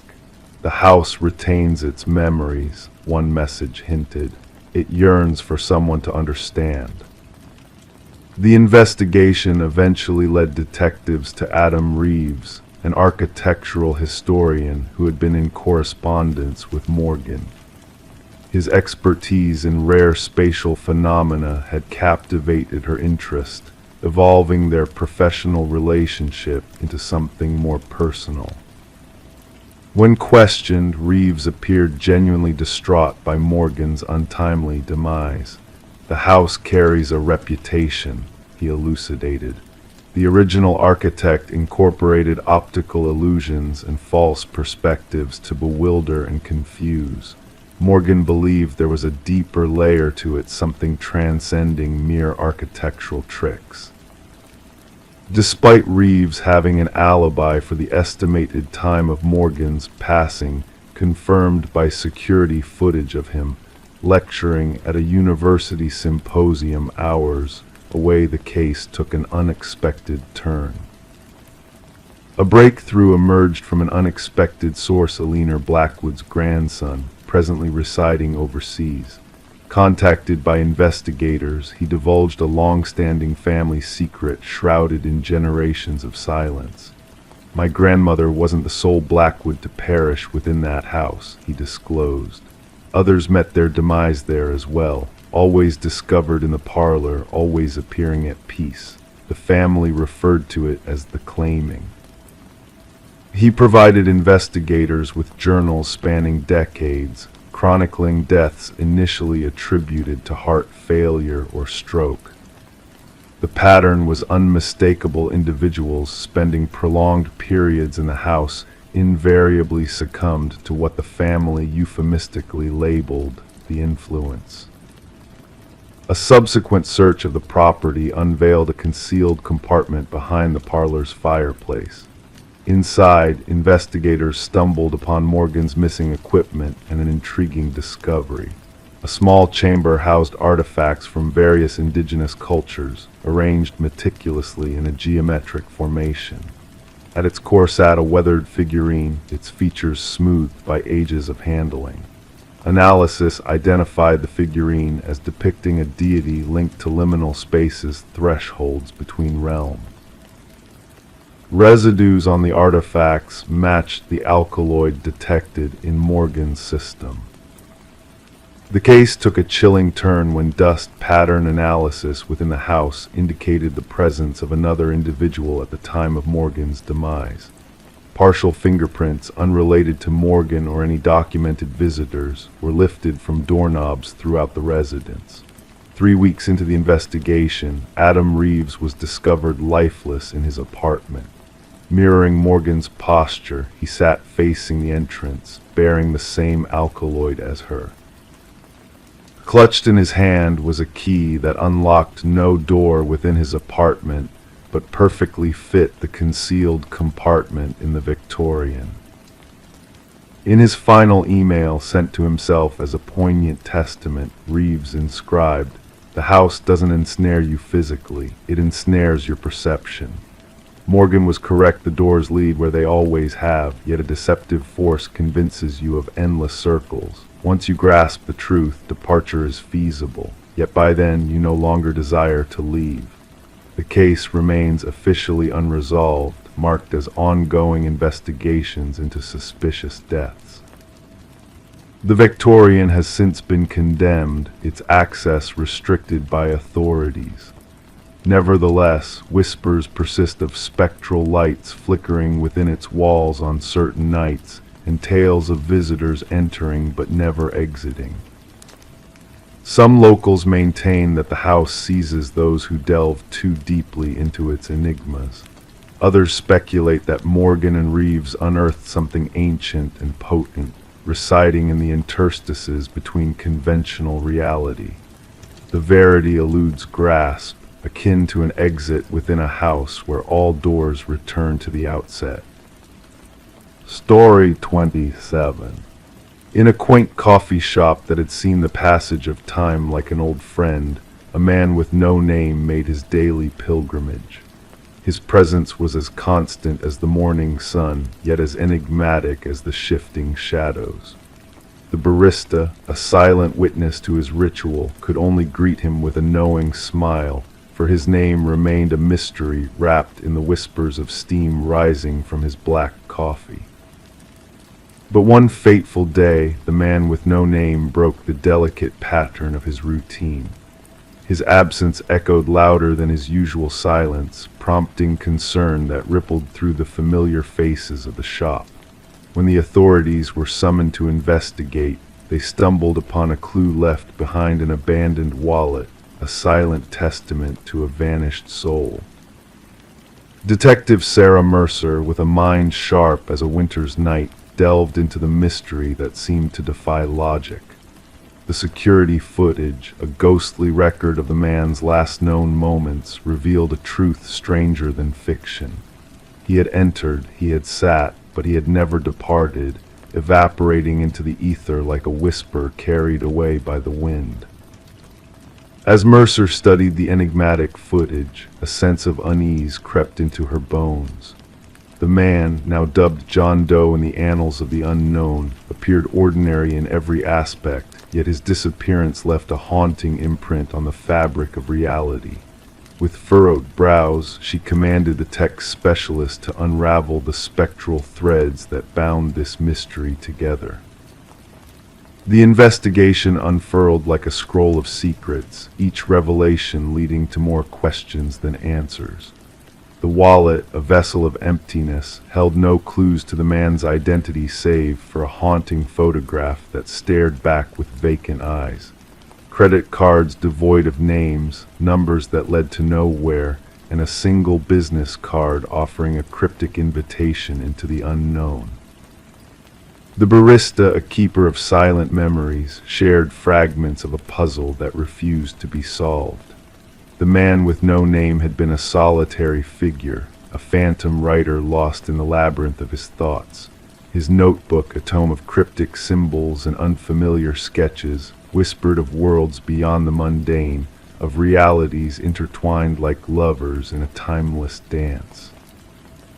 As Mercer's investigation deepened, she unearthed a peculiar anomaly in the tapestry of the coffee shop's reality. A flicker in time, a subtle distortion that hinted at hidden truths veiled behind the mundane facade. With a resolve tempered by curiosity, she returned to the scene of the enigma, guided by an invisible hand towards a revelation waiting to be unveiled. The mirror, an ancient sentinel of reflections, harbored secrets within its ornate frame. As Mercer gazed into its depths, a shiver of recognition coursed through her veins, for the symbols etched upon its surface echoed the enigmatic language of the man's notebook. With trembling hands, she breached the mirror's facade, revealing a hidden chamber of forgotten echoes and lost echoes. Within the hollow recesses of the mirror's heart lay a trove of mysteries, a collection of wallets bearing the man's visage but devoid of identity, a journal chronicling experiments in the manipulation of time and space, and a final entry etched with a warning that sent a chill down Mercer's spine. The man who didn't exist had woven a tapestry of illusions that defied the laws of reason.